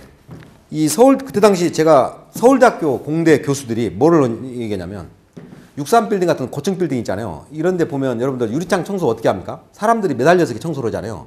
그런 거 쳐다보면 아슬아슬해 보이죠? 근데 그 서울대학교 교수들이 뭐를 만들려고 하냐면 그런 고층 빌딩을 청소하는 로봇 청소기를 만들려고 그래요. 근데 이 로봇가 올라가서 이렇게 청소를 하는데 이걸 깨끗하게 닦으려면 스팀 기술이 있어야 될 거 아니에요. 근데 스팀 기술은 한경이가 가지고 있잖아요. 이게 제휴를 하자는 거야. 그걸 한참 검토하다가 제가 뭐 회사를 나왔는데 어쨌든 이런 게 다 제휴다. 이런 것도 다 마찬가지입니다. 이게 다. 저는요, 제가 컨설팅 사업을 하기 전에는 대기업에서 한 20년 가까이 근무를 했고 그러다가 나와서 컨설팅 사업을 6년을 하고 나서 그 뒤부터는 제가 중소업체로 이렇게 쭉 지금 5년째 지금 돌고 있는데 이 중소업체는요, 자원의 한계가 있거든요. 그러니까 제휴를 잘해야 됩니다. 제휴를. 예. 실제 한경이도 그렇지만 지금 엠파니 같은 회사도 홈쇼핑을 많이 하는데 홈쇼핑에서 사은품 같은 걸 주잖아요. 그런 사은품 같은 거를 돈 주고 살면 돈이 많이 들어가잖아요. 거의 사은품을 돈을 안 줘요. 안 주고 제휴를 해서 다 구합니다. 제가 그 사례를 하나하나 얘기하려면 끝이 없어가지고 그런데 하나만 딱 얘기하면 예를 들면 여러분이 하나콘도 같은 데 가서 성수기 시즌에 자 20% DC 쿠폰 좀 만들어 주십시오. 특별 할인 쿠폰을 만들어 주십시오. 이렇게 합니다. 그럼 그 사람들이 안 만들어 주겠죠. 그럼 뭐라고 얘기를 하냐면 자 우리가 홈쇼핑 방송을 하는데 이 10만 원짜리 제품 팔면서 당신네 이 20%짜리 쿠폰 주면 이거를 사은품으로 주겠다. 근데 이 홈쇼핑은 어떻게 합니까? 1시간 동안 방송을 하잖아요. 1시간 동안 당신네 회사를 선전해 주는 광고해 주는 거 아닙니까? 그 회사는 20% DC 할인권을 주더라도 광고 효과가 있기 때문에 준다 하는 얘기입니다. 이게 제휴입니다. 제휴는 어느 한쪽만 득을 보면 소용이 없고 서로가 윈윈이 돼야 되는 거죠. 이런 거는 할 게 너무 많다. 예, 여기 지금 사례들이 굉장히 많은데 제가 이거 다 설명 못 하겠는데요. 그래서 마케팅은 손과 발로 하라 이런 말이 있습니다. 고객이 있는 곳을 찾아다니면서 하는 게 마케팅이다. 예. 그래서 예. 자, 그다음에 커스터머 오리엔티드. 이건 뭡니까? 이것도 너무나 상식적인 얘기죠. 고객 중심으로 하라. 뭐 이런 얘기. 너무나 여러분이 많이 들은 얘기인데 이것도 마찬가지입니다. 여러분이 많이 들은 얘기지만 중요한 건 뭐냐면 그걸 실천을 해야 되는데 그렇지가 않다는 거죠. 예를 들어서요. 이런 어떤 아파트 광고들 이게 많이 나오잖아요. 근데 어떤 뭐 슬로건 같은 거 보면 이런 슬로건들이 나와요. 아파트의 미약선은 뭐 이런 것들이 나오는데 이런 것들도 보면요. 참 고객 입장에서 보면 아무 의미 없는 얘기 아니에요? 베니핏이 전혀 느껴지지가 않잖아요. 그냥 담당자가 자기가 좋아하는 단어 만들어서 이렇게 만들어버리면 이런 거는 돈 낭비하는 거다. 이런 얘기입니다. 예. 여러분이 신제품을 만들 때 시장 분석해서 아이디어 도출해서 컨셉 개발 만들고 상품화하고 그 다음에 출시하고 출시 후 관리하고 이런 6단계를 밟아서 신상품을 만드는데 그런 단계를 밟을 때 특히 가전제품 같은 경우는 목업을 만들어 가지고 이 품평을 하고 그 다음에 금형작업 들어가고 금형작업 또한 투자비가 발생되잖아요. 그 다음에 뭐 이게 단계를 이렇게 품평 단계를 밟게 되는데 그럴 때 내부에 있는 직원들끼리만 한단 말이에요. 이런 것도 문제죠. 왜냐? 실제 그 제품을 쓸 사람을 불러 모아놓고 품평을 해야 그게 정확한 품평이 되는 거잖아요. 이게 실제요. 제가 그 작년 말이었죠. 작년이 재작년인가요? 개인계획 회의를 하는데 본부장들하고 회의를 하는데 생산본부장이 뭐라고 그러냐면 우리가 지금 생산 라인이 4개 라인이 있는데 이 4개 라인 중에서 1개 라인을 없애고 작업자의 숙련도를 높여서 이 3개 라인으로만 해가지고 원가를 절감하고 생산성을 향상시키겠다 이렇게 얘기를 합니다. 자, 여러분이 들었을 때 어떻습니까? 이 얘기가 4개 라인, 작업자의 숙련도를 높여서 4개 라인을 3개 라인으로 줄여가지고 원가를 절감하고 생산성을 향상시킨다. 굉장히 기특한 얘기잖아요. 근데 이거는 철저하게 메이커 중심의 얘기다 하는 얘기입니다. 소비자는요, 원가 절감이나 생산성 향상이라는 게 아무 의미가 없습니다. 메이커만 좋은 거지 소비자 입장에서 원가 절감, 그래서 나한테 무슨 혜택이 있는데 반문하면 아무 할 말이 없잖아요. 싸게 팔 수 있잖아요. 원가 절감. 물론 그런 것도 있죠. 예, 그런 것도 있는데 실질적으로 직접적으로 원가 절감하고 생산성을 하면 메이커한테는 득이지만 고객한테 실제 지금 말씀하신 대로 원가를 절감해서 가격을 내쳐주면 좋은데 그냥 원가 절감한다. 그 자체만 가지고는 고객 입장에서 아무 의미 없는 얘기다 하는 얘기입니다. 그러니까 제가 얘기하고 싶은 건 뭐냐면 생산본부장이 그런 얘기를 할 때도 오히려 우리 생산본부장이니까 우리 공장 라인에서 4개 라인에서 금년도에 불량률이 몇 프로가 나왔는데 이 불량률을 작업자의 숙련도를 높여서 불량률을 몇 프로로 줄여가지고 내년도에 원가를 절감하고 생산성을 향상시키겠다. 이렇게 얘기하는 게 오히려 고객 중심이다 하는 얘기입니다.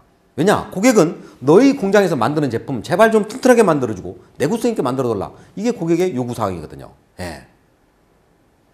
그러니까 그 실제 제가 이제 이런 얘기를 하면 여러분 어떨지 모르지만 회사에서 이렇게 직원들하고 회의를 하거나 이렇게 뭐를 해보면요. 굉장히 직장 생활을 10년, 20년을 했기 때문에 고객 중심으로 하라 이런 얘기를 참 많이 들었단 말이에요. 근데 실제 하는 거를 보면 그렇지가 않다는 거죠. 그건 머릿속으로만 고객 중심이지 실제는 그렇지가 않다는 겁니다. 예, 예. 여기 양재에 가면요. 분당간의 이면도로에 어떤 오리고기집이 있습니다. 거기 가보면 연세가 60이 넘은 머리가 큰 양반이 이 주인장이 이렇게 카운터에 앉아 있어요. 근데 그 주인장은 자기 가게에 손님이 딱 오면은 비록 20살 먹은 대학생이 오더라도 그 20살 먹은 대학생이 자리에 가서 딱 앉잖아요. 앉으면 이 주인이 주전자에다 약주를 따라가지고 그 20살 먹은 대학생 앞에 가서 무릎을 딱 꿇고 저희 식당에 찾아줘서 대단히 감사합니다. 첫 잔을 딱 권합니다. 그러면 이 20살 먹은 대학생이 자기 아버님 뻘을 드는 분이 자기 앞에서 무릎을 꿇으니까 놀래가지고 아, 어르신 왜 이러십니까? 자기도 같이 무릎을 꿇어요. 이런 걸 한번 경험하면요. 그 손님은 그 식당을 잊을 수가 없는 겁니다. 기업이나 개인이나 자본주의 사회에서 살면서 돈을 벌어야 됩니다. 기업도 매출 내고 이익을 내야 되고 여러분 개인들도 이런 주말에 늦은 시간 이 자리에 앉아있는 게 왜 그렇습니까? 뭔가 성공을 해보고 싶고 그 성공의 배경에 중요한 것 중에 하나는 뭡니까? 출세하는 것도 있지만 부자가 되는 것 이거 아닙니까? 돈 버는 거. 자본주의 사회에서 돈이 없으면 결코 행복해지기가 어려운 겁니다. 돈이 인생의 전부가 아니다 이렇게 얘기하는 사람 있죠. 맞습니다. 공부가 인생의 전부가 아닌 건 맞죠. 똑같은 얘기입니다. 하지만 돈이 인생의 전부가 아니고 공부가 인생의 전부가 아니지만 돈이 없고 공부를 안 하면 전체에 미치는 영향이 지대하기 때문에 돈을 벌어야 되고 공부를 해야 된다. 이런 얘기가 되는 거죠. 예. 근데 돈을 벌려면 말로만 고객 중심이 아니라 나한테 돈을 벌어준 사람한테 실제 만족스럽게 해줘야만 돈을 벌 수 있다 하는 얘기입니다. 60 먹은 노인네가 어떻게 20살 먹은 사람 앞에서 무릎을 꿇을 수 있느냐. 이걸 아무나 할 수가 없다라는 거죠. 그렇기 때문에 부자가 많지 않은 겁니다. 예. 제가 제일당 다닐 때 제일 앞섬에서 상무까지 던 사람이 퇴직을 해가지고 퇴직금 2억 5천 받아가지고 봉급쟁이가 퇴직하면 할 일이 뭐 있습니까? 만만한 게 음식장사 아닙니까? 결국 이사 양반이 임대료가 싼 데를 찾다 보니까 시흥 허름한 건물 4층에다 식당을 차려가지고 음식점을 차렸어요. 근데 이 양반이 지금 돈을 수십억을 벌었습니다. 어떻게 벌었느냐? 여러분 생각해보십시오. 엘리베이터도 없는 4층에다 식당을 차렸으면 이게 손님이 오겠습니까? 이 사람은 뭐를 하느냐? 고향 향후회, 학교 동문회 이런 모임 빠짐없이 참석합니다. 그리고 거기에서 간사 총무를 맡으면서 회원들한테 지극정성으로 하는 거야. 친절하게. 그런 다음에 그 회원들의 어떤 휴가변이나 결혼식 피로연이 들어가면 100% 자기 식당으로 다 유치시키는 거야. 단체 손님을 다 끌어내는 겁니다. 두 번째, 보통 여러분들 식당에 가면 음식값이 2만 원이 넘어가면 카드 결제를 합니다. 2만 원이 안 되면 뭐를 합니까? 현금 결제를 합니다. 근데 그 식당에는 현금 결제하는 손님들이 많더라는 거죠. 그러니까 이 주인은 어떻게 합니까? 하루 전날 은행에 가서 빳빳한 1,000원짜리 5,000원짜리를 미리 바꿔다 놔. 손님이 현금 결제를 하면 잔돈을 내줄 때 은행에서 막 나온 1,000원짜리 5,000원짜리를 내주는 거야. 빳빳한 돈을. 자, 여러분 소비자 입장에서 한번 생각해 보십시오. 같은 돈을 받더라도 꾸겨진 돈보다 빳빳한 돈 받으면 기분 좋은 거 아닙니까? 근데 그 식당을 여러 번 간 손님은 갈 때마다 신화폐를 주니까 야, 이 식당 진짜 친절하네. 어떻게 올 때마다 신화폐를 주냐? 이러고 다닌단 말이에요. 구전을 하고 다니는 겁니다. 나중에 이제 밖에서 친구들끼리 만나면 야, 그거 신화폐 주는 식당 갑시다. 이렇게 되는 거야. 네. 돈을 안 벌 수가 없는 겁니다. 문제는 이런 거를 실천을 안 하면서 예, 왜 돈이 안 벌리는지 모르겠다. 이 얘기해봐야 소용이 없다. 이런 얘기입니다. 예. 연구소장이 제가 누구라고 얘기를 합니다. 제가 같이 근무했던 연구소장이 역시 마찬가지로 회의를 하다가 뭐라고 하냐면 SI7500이라는 신모델을 만들겠다는 거야. 내년도에. 근데 이 신모델을 만들려면 금형비가 5억이 들어간다는 거야. 회사를 위해서 5억을 절감하기 위해서 기존에 만들어 놓은 기존의 금형을 약간만 모디파이해서 쓰면 되니까 5억 안 들이고 기존 금형을 활용하겠다 이런 겁니다. 그 제가 물어봤어요. 자, 이 신모델을 왜 만드느냐?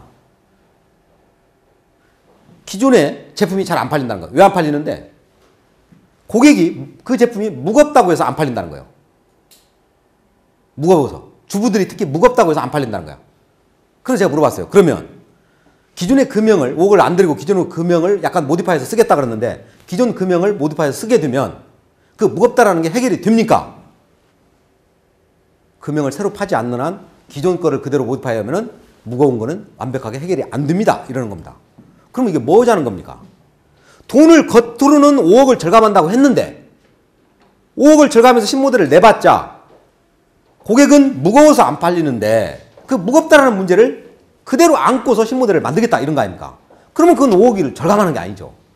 제품 하나를 낼 때는 몇십억 몇백억을 팔려고 내는 건데 고객이 갖고 있는 그런 근본적인 문제를 해결 안 하고 신제품을 낸들 비용을 절감한들 무슨 의미가 있느냐.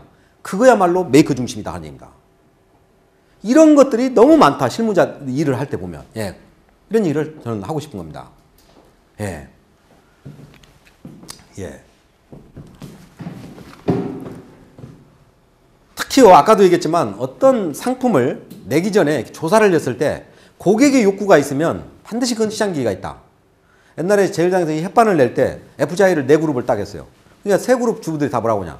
하나같이 다 사겠다. 특히 신혼주부들. 이거 나오면 다 사먹겠다는 거야. 왜 사먹냐? 아이고, 자기는 남편하고 단둘이밖에 안 살고 맞벌이였는데 퇴근하고서 슈퍼에 가서 이거 하나 사다가 렌즈에다 끼우면 얼마나 편리하고 좋냐 이거. 그게 다 사먹겠다는 거야. 뭐 때문에 사먹겠다는 겁니까? 편의성이죠. 편의성. 이것 때문에 다 사먹겠다는 거야. 그래서 편리한 상품밥 이렇게 컨셉을 정한 거예요. 근데 중요한 건 뭐냐면 그 주부들이 다 사먹겠다고 편리하니까 다 사먹겠다고 하면서도 뭐라고 얘기를 하냐면 근데 이게 인스턴트 밥인데 인스턴트 밥이 소대단 밥하고 밥맛이 똑같을까요? 이러면서 의문을 제기하는 겁니다. 여러분이 어떤 신규 사업을 검토하거나 신제품을 검토할 때 소비자가 이렇게 니즈가 있음에도 불구하고 어떤 이런 의문을 제기하면 반드시 그 의문을 풀어주지 않고 그 제품을 상품화하거나 런칭을 하면 그건 실패하는 겁니다. 이것도 마찬가지로 소비자가 이게 인스턴트 밥인데 소대단 밥하고 밥맛이 똑같으냐 이런 의문을 제기한단 말이에요. 그걸 풀어줘야 되죠. 그래서 부산에 있는 사과공장에서 6개월 동안 공장 라인에서 나온 밥하고 직접 소대다 한 밥을 브라인드 테스트를 한 겁니다. 처음에는 밥맛이 똑같을 리가 없죠. 계속 실패를 했던 거예요. 6개월 만에 나중에 브랜드를 감추고 했는데도 소비자가 어떤 게 소대다 한 밥인지를 구분을 못할 정도가 된 거야.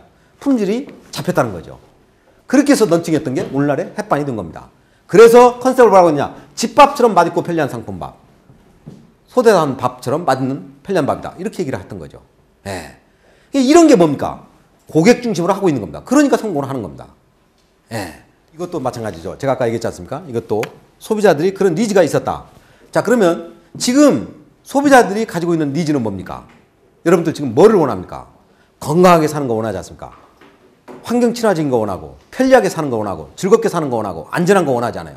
그러면 비즈니스를 할 때 컨셉을 만들 때 항상 이처럼 사람들이 원하는 것 건강, 환경, 안전, 편리, 즐거움 이런 거를 찾고 연결지어서 사업화를 하고 이런 거를 소비자한테 소구를 할 때 포함시켜라 하는 거죠.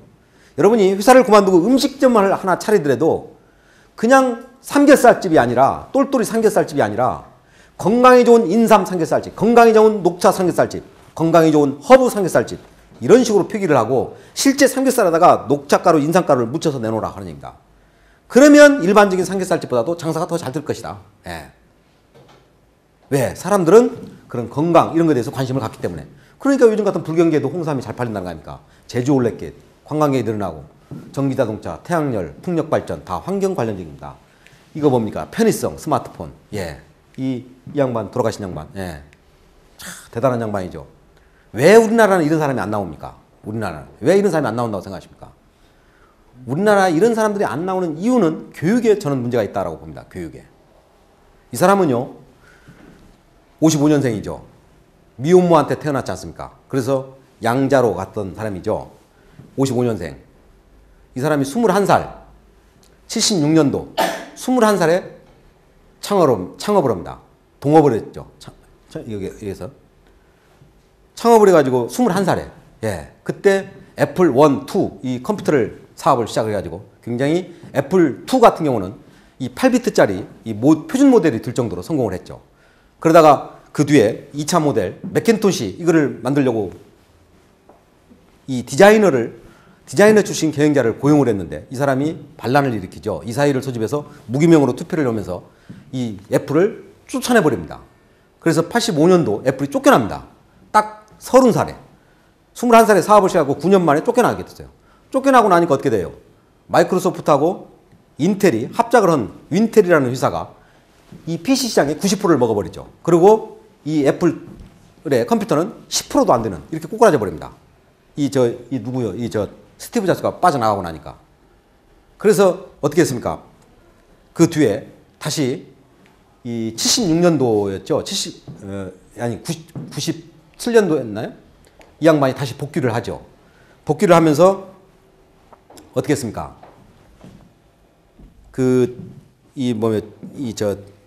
기존에 했던 사업들을 다 선택과 집중을 하죠. 이 양반도. 무슨 스피커, 프린터, 무슨 뭐 외장 하드, PDA 뭐 이런 것들을 다 없애버립니다. 다 없애버리고 맥킨토시 뭐 이런 중심으로 하고 그때 하면서 내놨던 게 뭐예요? 아이맥이라는 제품을 내놓죠. 그게 또 완전히 대박이 돼버리죠. 아이맥을 내놓자마자 이게 5개월 만에 80만 대가 팔립니다.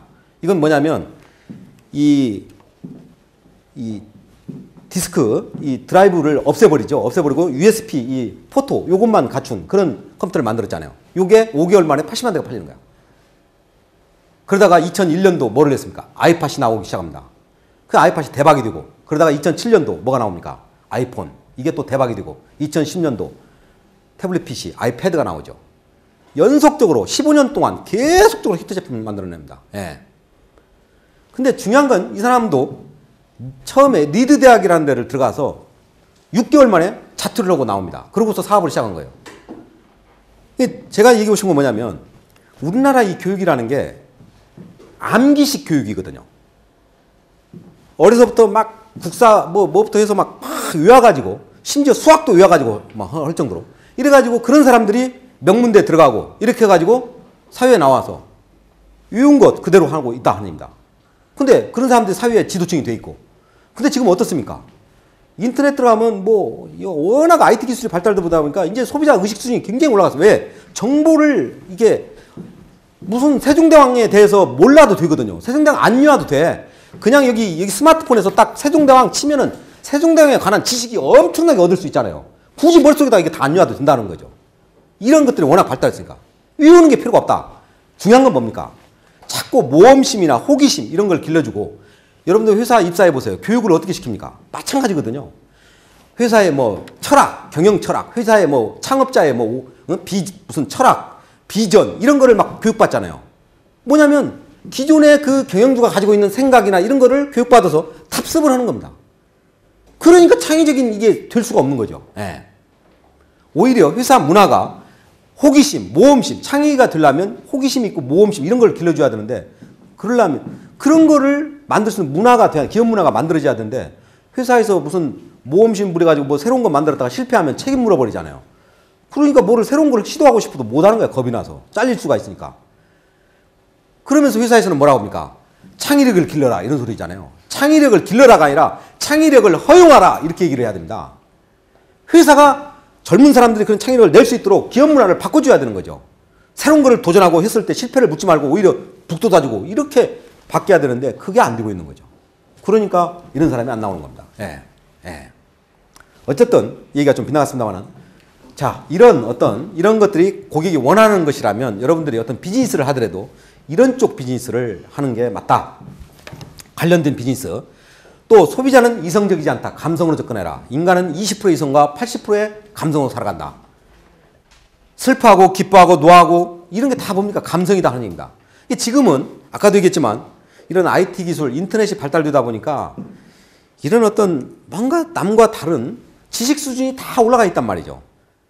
이제는 어떤 논리적이고 합리적이고 이론적이고 이런 게 중요한 게 아니라 오히려 설득적이고 예, 남을 감동시키는 뭐 이런 것들 예, 특히 상대방 얘기를 경청하고 뭐 하는 이런 어떤 감성적인 리더십 이런 것들이 굉장히 중요하고 감성 마케팅, 어떤 펀 마케팅 뭐 이런 것들, 체험 마케팅, 프라이드 마케팅 이런 것들이 어떤 제품의 기능이나 품질, 가격보다 더 중요시된다. 이제는 기능 같은 거는 기술 수준이 올라가가지고 경쟁사나 우리나 별 차이가 없다라는 거죠. 이런 것들이 정말 중요하고 리더십, 이 리더가 어떤 말에 있어서의 트러스트, 신뢰성 이런 거, 또 프라이드를 느끼게 하는 것, 비전을 제시하고 이런 것들, 또 직원들을 즐겁게 일할 수 있게 만들어주는 것. 예. 머리 좋은 사람이 열심히 일하는 사람 못 당하고 열심히 일하는 사람이 즐겁게 일하는 사람 못 당한다. 이런 말이 있습니다. 예. 머리 나쁜 놈이 밤늦게까지 이러면 사고 친다. 이런 말이 있죠. 예. 어쨌든 즐겁게 일하는 게 중요하다. 예. 그래서 이거는 예.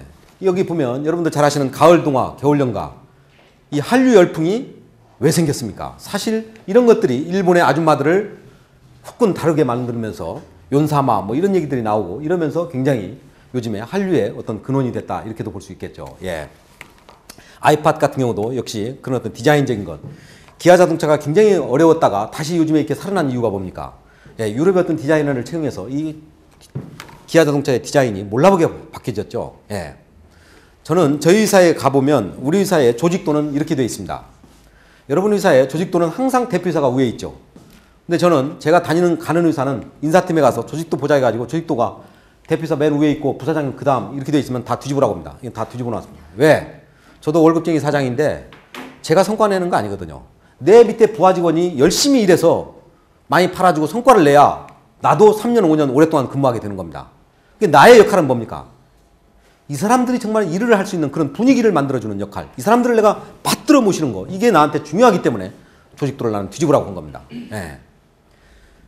가까운 고객부터 잘하라 이런 말이 있습니다. 여러분한테 가까운 고객은 누굽니까? 여러분의 가족입니다. 특히 부부라고 하는 건 평생 동안 한 침대를 쓰는 가장 가까운 고객입니다. 그런데 어떻습니까? 그 평생 동안 살을 맞대고 사는 가장 가까운 고객, 그 한 사람의 욕구를 못 맞춰서 맨날 부부싸움하고 이혼율이 세계에서 2이고 3이고 이런 사람들이 기업에 와서 불특정 다수의 고객의 욕구를 어떻게 분석을 하고 어떻게 맞춰줄 수 있습니까? 여러분이 진정으로 훌륭한 마케터가 되고 싶다면 여러분의 가족을 사랑하는 그런 마인드를 가져라. 예. 가족은, 기업에서의 고객은 우리 회사 제품을 사주지 않으면 우리 회사의 매출을 떨어뜨리고 수익을 떨어뜨리게 만들지만 가정에서의 가족은 이게 서로가 잘못되면 가정의 행복이 깨져버리고 그거는 돈으로 환산할 수 없는 엄청난 불행을 가져온다. 이런 얘기입니다. 따라서 내 남편이나 내 와이프나 내 자식이 나하고 좀 생각이 다르더라도 그걸 맞춰주려고 노력하는 거. 이런 것들이 중요하다. 서로가 양보하고 서로가 조금씩 도와주려고 하는 이런 것들이 진정한 마케팅이다. 저는 그렇게 생각합니다. 예. 공자님 말씀에 이런 말이 있습니다. 멀리 있는 사람을 가까이 하고 가까이 있는 사람을 기쁘게 하라. 기가 막힌 말이죠. 역시 공자님은 수천 년 전에 이미 마케팅 마인드가 있었던 겁니다. 멀리 있는 사람을 가까이 하고 가까이 있는 사람을 기쁘게 하라. 여러분한테 진정으로 가장 가까운 사람은 고객, 가족이고 회사에 오면 직장 동료들. 아까도 얘기했지만 R&D 하는 사람의 고객은 영업사원이고 영업하는 사람의 고객은 공장 사람이고 마케팅하는 사람이다 하는 얘기입니다. 서로가 부서 이기주의를 허물고 상대 입장에서 배려하는 마인드. 이게 바로 마케팅 마인드다. 저는 그렇게 생각합니다. 마케팅은 고객 중심으로 한다라고 하는데 그 고객 중심은 다름 아닌 고객은 좀 더 넓게 해석을 하면 나를 제외한 모든 사람이 내 고객이기 때문에 내 중심이 아니라 상대를 배려하는 마인드. 이게 바로 마케팅 마인드다. 대한민국의 정치인이나 기업에 있는 사람이나 대한민국 모두가 내 중심이 아니라 상대를 배려하는 이런 마케팅 마인드를 간다라면 대한민국 정말 경쟁력 올라갈 것이다. 저는 그렇게 생각합니다. 예.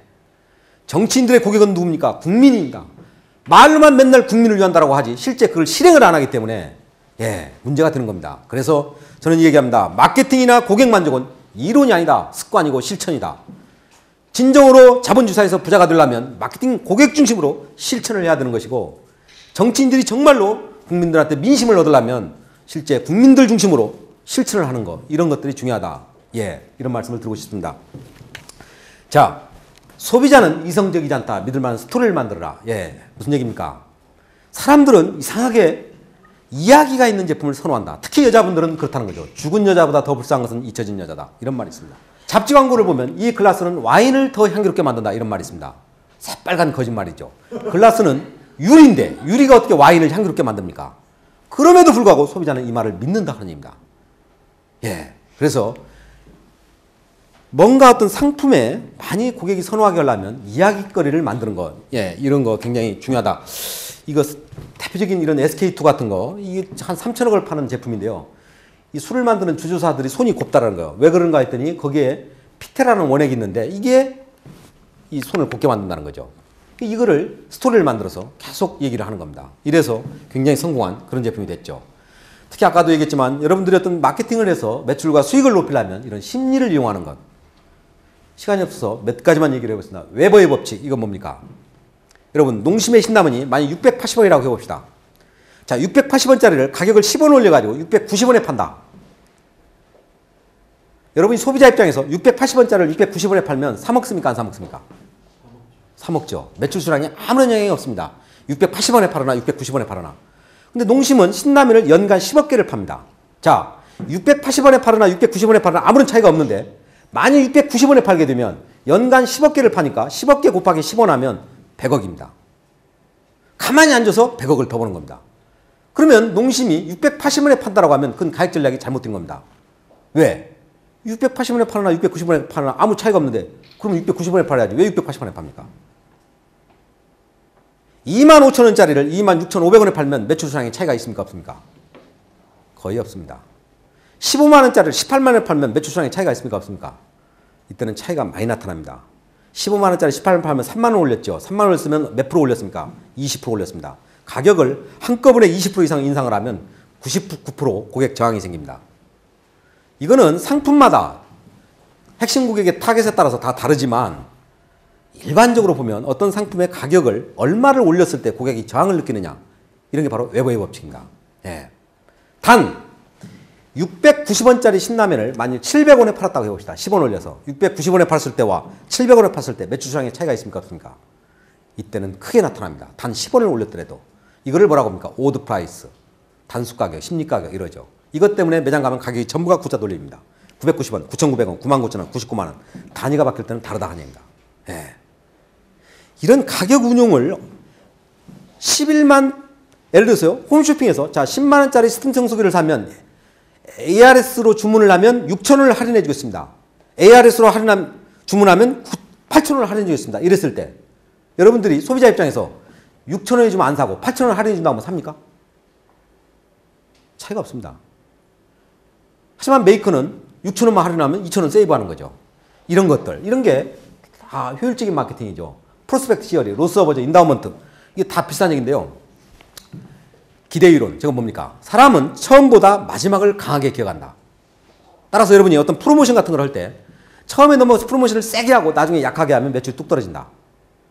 처음에 약하게 하고 나중에 강하게 하는, 이게 중요하다. 여러분이 뷔페 식당에 가보면 처음에 가벼운 음식이 나옵니다. 근데 안에 쑥이 들어가면 고급 요리가 있어요.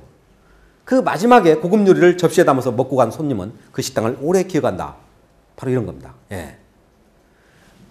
로스 버전, 어떤 상품의 가격을 10% 인상을 하면 매출 수량이 떨어집니까? 올라갑니까? 떨어집니다. 떨어지죠. 가격을 10% 인상을 하면. 가격을 10% 인하시키면 매출 수량이 올라갑니다. 자, 문제는 가격을 10% 인상했을 때 매출 수량이 떨어지는 정도하고 가격을 10% 인하했을 때 매출 수량이 증가하는 정도하고 어느 쪽이 그 폭이 더 클 것 같습니까? 가격을 10% 인상했을 때 매출 수량이 떨어지는 정도가 가격을 10% 인하했을 때 매출 수량이 증가하는 정도보다 훨씬 크게 나타난다. 왜 그렇습니까? 가격을 10% 인상을 하면 고객은 손해를 보는 겁니다. 가격을 10% 인하시키면 고객은 득을 보는 겁니다. 사람은 심리적으로 득을 볼 때보다 손해를 볼 때 훨씬 더 민감해진다. 여러분 회사가 적자를 봤어요. 그러니까 회사가 이번 달 적자니까 100만 원씩 월급을 깎겠다. 이랬을 때 고통하고, 자, 이번 달 실적이 120% 달성했으니까 전부 100만 원씩 더 주겠다. 이때 행복감하고 어느 쪽이 강도가 세냐. 100만 원 더 주겠다고 했을 때 만족감보다는 100만 원을 깎겠다고 했을 때 고통이 훨씬 크다 하는 얘기입니다. 예. 이게 바로 로스어버즈입니다. 이게 왜 중요하냐. 여러분이 구정이 얼마 안 남았는데 지하 슈퍼 같은 데서 선물 세트를 팔 때, 자, 선물 세트가 10만 원짜리부터 100만 원짜리 세트가 있다. 자, 손님이 딱 왔어. 판매 여사원이 판매를 합니다. 처음에 10만 원짜리 보여줘. 그 다음에 30만 원짜리, 50만 원짜리, 60, 70만 원짜리, 그 다음에 100만 원짜리 보여줘. 이렇게 보여줬을 때하고 처음부터 내가 가지고 있는 세트 중에 제일 비싼 거 100만 원짜리 세트를 먼저 딱 보여줘. 비싸다고 안 사. 자, 그러면 70만 원짜리 보여줘. 50만 원짜리, 30만 원짜리, 10만 원짜리. 파는 사람은 이 손님한테 10만 원짜리 세트를 팔아먹는 것보다 한 판에 100만 원짜리 세트를 팔아야 매출도 많고 마진도 좋을 거 아닙니까?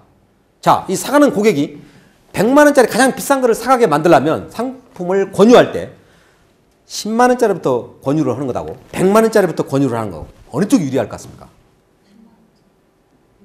100만 원짜리부터. 예. 눈 버린다는 얘기 들어보셨죠? 좋은 거 보고 나면 싸구려를 못 산다. 이게 바로 로스어버즈입니다. 예. 왜냐하면 처음에 10만 원짜리 본 사람이 나중에 100만 원짜리를 보게 되면 이게 확실히 품질은 좋은데 처음에 10만 원짜리를 받기 때문에 그거에 비해서 이 100만 원짜리를 사게 되면 내 지갑에서 90만 원이 더 나가는 느낌이 들어요. 인간은 누구나가 물질이 자기 수중에서 나가는 것, 고통이다 하는 얘기입니다. 그래서 사유에 환원하고 기부한다는 게 쉽지가 않다는 거죠. 아무나 할 수 있는 게 아니다 하는 얘기입니다. 내놓는다는 게 쉽지가 않다는 얘기입니다. 손해보는 느낌이 크기 때문에 처음에 10만 원짜리를 보여주고 나중에 100만 원짜리를 보여주면 쉽게 100만 원짜리를 못 산다 하는 얘기입니다. 예. 자, 제가 아까 1 플러스 1은 50% DC라고 했습니다. 50%. 자, 그러면 1 플러스 1을 안 하고 40% DC를 하고 10%만큼은 사은품으로 줘. 여러분이 생각할 때 1 플러스 1 50% DC를 했을 때와 40% DC하고 10% 판촉물로 줬을 때 돈은 똑같이 쓰고 있는데 어느 때 매출이 더 많을까요? 40% 플러스. 예, 그것도 항상 그런 건 아니지만 일반적으로 보면 사람은 자기가 얻는 혜택은 나눠서 줬을 때 더 크게 느낀다. 여러분이 오늘 돌아가면서 유치원 다니는 꼬마가 있다면 10,000원을 가지고 선물을 사가지고 들어간다고 할 때 10,000원짜리를 몽땅 인형을 사가지고 가기보다는 5,000원짜리 인형 사고 5,000원짜리 학용품 사서 갖다 주면 후자가 그 어린 꼬마한테 만족도가 더 크다. 이런 얘기입니다. 반대로 고객한테 손해를 끼치는 거. 이런 거는 묶어서. 공장장이 말이요. 연말에 사장님한테 업무 보고를 하면서 금년도 적용자에서는 크레임률이 15%, 불량률이 15%, 반품률이 15%, 도합 45% 손실이 발생합니다. 안 좋은 거를 이렇게 나눠서 나열식으로 보고를 하면 듣는 사장 충격이 커서 이 새끼 공장장 당장에 잘라버려야 되겠다 이런 생각 안 나는 거죠. 이런 안 좋은 얘기를 할 때는 묶어서 금년도 적용자선 크레임 불량 반품 45% 내년에 더 열심히 하겠습니다. 두리뭉실하게 얘기를 하는 거예요. 그래야 충격이 덜하다. 소위 여자분들이 바가지를 긁는다는 말을 합니다. 바가지. 바가지를 긁으면 남편은 자기가 잘못한 걸 알지만 듣기 싫은 얘기를 반복해서 하게 되면 짜증이 나는 겁니다. 그런데 어떻습니까? 칭찬은 자주 해주라. 이런 얘기 하지 않습니까? 상대방한테 이익을 주는 건 자주 해주라. 입사한 지 1개월밖에 안 된 친구가 있는데 부장이 홍길동 너 아침에 일찍 출근 좀 못해? 딱 이런단 말이야. 점심 먹고 들어오니까 야 너 홍길동 점심 먹고 빨리빨리 좀 못 들어와? 저녁에 퇴근하려니까 야 홍길동 너 벌써 퇴근해? 이게 사람 환장하는 겁니다 이게. 예. 그렇게 안 좋은 거를 얘기할 때 자주 얘기를 하면 그게 나중에는 잔소리로 들린다는 거죠. 근데 어떻습니까? 칭찬. 아침에 딱 들어오면 미스김 헤어스타일이 아주 멋있네. 밥 먹고 들어오면 뭐 먹었어? 입술이 앵두처럼 이쁘네. 퇴근하려면 아이고 석양을 받아서 피부가 너무 곱네. 들을 때마다 기분이 좋은 겁니다. 예. 자기가 못생긴지 알면서도 들으면 기분 좋은 거거든요. 예. 이게 뭡니까? 세그리게이트 게인스, 인터그레이트 로스스. 이익은 나눠서 손해는 묶어서. 예. 같은 돈을 가지고 이게 쓸 때도 마찬가지다. 영어 버는 사람이 거래처 사장을 만나서 얘기를 합니다. 사장님, 이번 달 매출액의 10% 인센티브 주겠습니다. 실적 우수대리점 해외연수 보내줍니다. 창고에 있는 1년 이상 부진 재고 다 반포해 주겠습니다. 듣는 사장 기분 좋습니다. 근데 뭐하러 그걸 한꺼번에 얘기합니까? 그걸 한꺼번에 얘기하면 일주일만 지나보십시오. 그건 시들해져 버리고 회사가 또 뭐 지원을 안 해주는 거 이걸 또 바랍니다. 그런 걸 나눠서 얘기를 하면 지원을 많이 해주는 것처럼 느껴진다. 이런 얘기입니다. 항상 중소기업은 뭐 대기업도 마찬가지지만 신사업이나 신제품을 내서 뭐를 하고 싶은데 아이디어가 없지 않습니까? 그러면 그 아이디어를 찾을 때 가장 키가 되는 게 뭐냐면 일반적으로 사람들이 쓰고 있는 상품이나 서비스가 고객한테 어떤 불편함을 주고 있는가 이걸 찾으라는 거죠. 그 불편함을 주고 있으면 그걸 찾아서 그걸 해결해 주면 그게 히트 상품이 된다 하는 겁니다. 여러분이 커피가 좋아서 커피를 마신단 말이에요. 근데 커피를 좋아서 마시는데 그거는 카페인이 들어서 건강을 해롭게 한다는 거 아닙니까? 그게 마시는 거를 많이 안 마시잖아요. 그러면 커피 만드는 사람은 어떤 생각을 해야 됩니까? 카페인 없는 커피를 만들려고 해야 되는 거죠. 집에서 가정용 에어컨을 쓰는데 여름철 7, 8월 달 되면 저도 더운 걸 못 참아요. 에어컨을 퇴근하고서 에어컨 딱 켜놓고 화장실 들어갔다 나오면 에어컨이 꺼져 있어. 집사람 보고 아니 더운데 에어컨 왜 껐어? 이러면 와이프 뭐라고 합니까? 아니 이거 에어컨 얼마나 전기세가 얼마 많이 나오는데 이러면서 30분 이상을 못 틀게 합니다. TV는 24시간 틀어도 아무 소리 안 하거든요. 그러면 이게 뭔 얘기입니까? 에어컨이 전기세가 많이 나온다고 하는 것은 주부들 입장에서는 굉장한 불편함이다 하는 얘기입니다. 그러면 에어컨 개발하는 사람은 어떤 생각을 해야 되는 거예요? 24시간 틀어도 절전 효과가 있는 TV 정도 전기세밖에 안 나오는 그런 에어컨을 만들어서 24시간 틀어도 TV 정도 전기세밖에 안 나옵니다. 이렇게 광고를 때리면 그건 히트 상품 된다는 얘기입니다. 저는 제가 청계산이나 관악산을 자주 올라갑니다. 청계산에 가면 옥녀봉이라는 데가 있고 관악산에 가면 국기봉이라는 데가 있습니다. 그 정상에 땀이 쫙 난 상태에서 딱 가면 어떤 아줌마가 2,000원짜리 막걸리를 팝니다. 거기서 그 막걸리 한 잔 사먹고 풋고추 딱 찍으면 기분 끝내주죠. 근데 어느 때는 시원한 맥주를 한 잔 마시고 싶을 때가 있어요. 근데 그 정상에서 맥주를 안 팝니다. 그럼 나는 어떤 생각을 해요? 내가 다음 주 이 산에 올라갈 때 맥주를 배낭에다 몇 개 가져야겠다 이 생각을 합니다. 그래서 그 다음 주에 캔맥주 몇 개 딱 짊어져 보면 어떻습니까? 등산할 때 내 몸 하나 올라가기도 거추장스럽잖아요. 귀찮습니다. 그냥 안 가지고 갑니다. 욕구가 있는데도 안 가지고 가는 겁니다. 자, 그러면 맥주를 개발하는 사람은 어떤 맥주를 만들어야 됩니까? 간편하게 가지고 올라갈 수 있는 맥주를 개발해야 될 거 아닙니까? 그러면 그런 생각을 하다 보면 어떻게 만들면 간편하게 만들 수 있어요? 녹차나 커피가 티백으로 되어 있는데 분말로 된 티백 맥주를 만들어주면 어때요? 보기도 이거 얼마나 가벼워. 그 산에 올라가다 보면 산 중간쯤 보면 약수터가 나와요. 그 바가지도 다 있어요. 시원한 약수물을 받아가지고 티백 맥주 딱 풀면 거품이 푹 얼큰한 맥주가 되게. 이거 한 잔 들이켜봐. 가는 거지 뭐. 이거 나오면 그냥 대박입니다. 근데 제가 이런 얘기를 하면 여기 분명히 엔지니어 출신 중에는 속으로 저를 비아냥하는 분이 있을 겁니다. 아이고 저 양반 키도 조그마한 말은 잘하는데 그럼 당신 한번 만들어보지. 이렇게 얘기하는 분이 있는데 여러분 우리 같은 상품에 그런 아이디어를 낼 때 절대 처음부터 기술적으로 되느냐 이걸 따지지 마십시오. 아이디어는 항상 문제를 가지고 있습니다. 고객 관점에서 그게 니즈가 있다면 일단 아이디어로 채택을 해라. 그리고 기술적으로 어떻게 만들 거냐 하는 거는 그 다음 단계 고민해라. 크라우드 소싱이란 말이 있습니다. 지금은 인터넷을 통해서 전 세계인을 대상으로 아이디어를 구할 수도 있는 그런 시대다. 처음부터 너무나 기술적으로 되느냐 안 되느냐 이걸 따지기 시작하면 절대 좋은 아이디어를 낼 수가 없다는 얘기입니다. 그래서 브레인스토밍의 제 이론칙이 뭡니까? 남의 의견에 비판하지 말랍니다. 아이디어를 낼 때는 양적으로 말이 되든 안 되든 많은 아이디어를 내놔라. 이런 얘기입니다. 또 여러분이 어떤 제품의 아이디어를 낼 때는 꼭 기능이나 효능만이 아니라 제품의 형태나 사용 방법이 고객을 불편하게 하는 경우도 많습니다. 어린아이가 배가 아프면 위장약을 먹여야죠. 근데 이 알약 위장약을 먹이면 잘 목에 못 넘기잖아요. 그래서 그걸 해결하기 위해서 내놓은 게 뭐예요? 액체 위장약 갤포스. 이게 나와서 대박이 됐어요. 사람들이 건강을 생각해서 종합비타민제를 먹어야 되겠는데 이 종합비타민제를 외출할 때 맨날 가지고 다니려니까 불편하잖아요. 그러니까 오늘 갑자기 광동제약이 맛있는 비타민 비타500 이래가지고 슈퍼나 이런 데서도 판단 말이에요.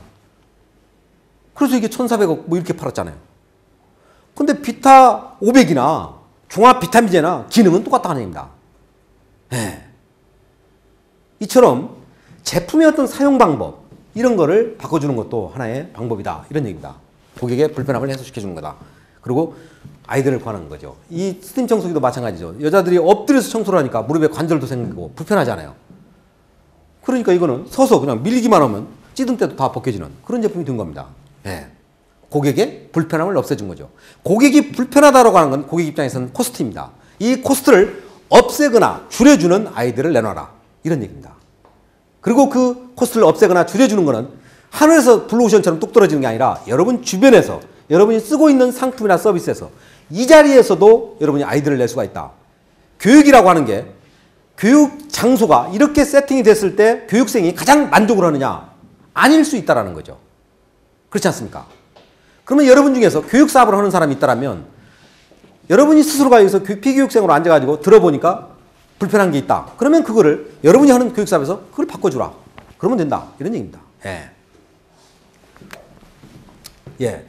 예, 이 저 시간이 약속된 시간이 다 돼버려가지고 이게 좀 그러네요. 예, 예. 예. 이거를 뭐 오늘 여기서 그냥 뒤에 뭐 앞에서 좀 중복된 얘기도 있고 해서요. 예. 그래서 맞춰야 되지 않을까 싶고요. 혹시 뭐 질문 있으면 질문을 받는 걸로 그렇게 하는 게 좋을 것 같습니다. 예, 예. 뭐 이게 저 주말인데도 시간 내줘가지고 해주셔서 정말 끝까지 경청을 해줘서 대단히 감사합니다. 예.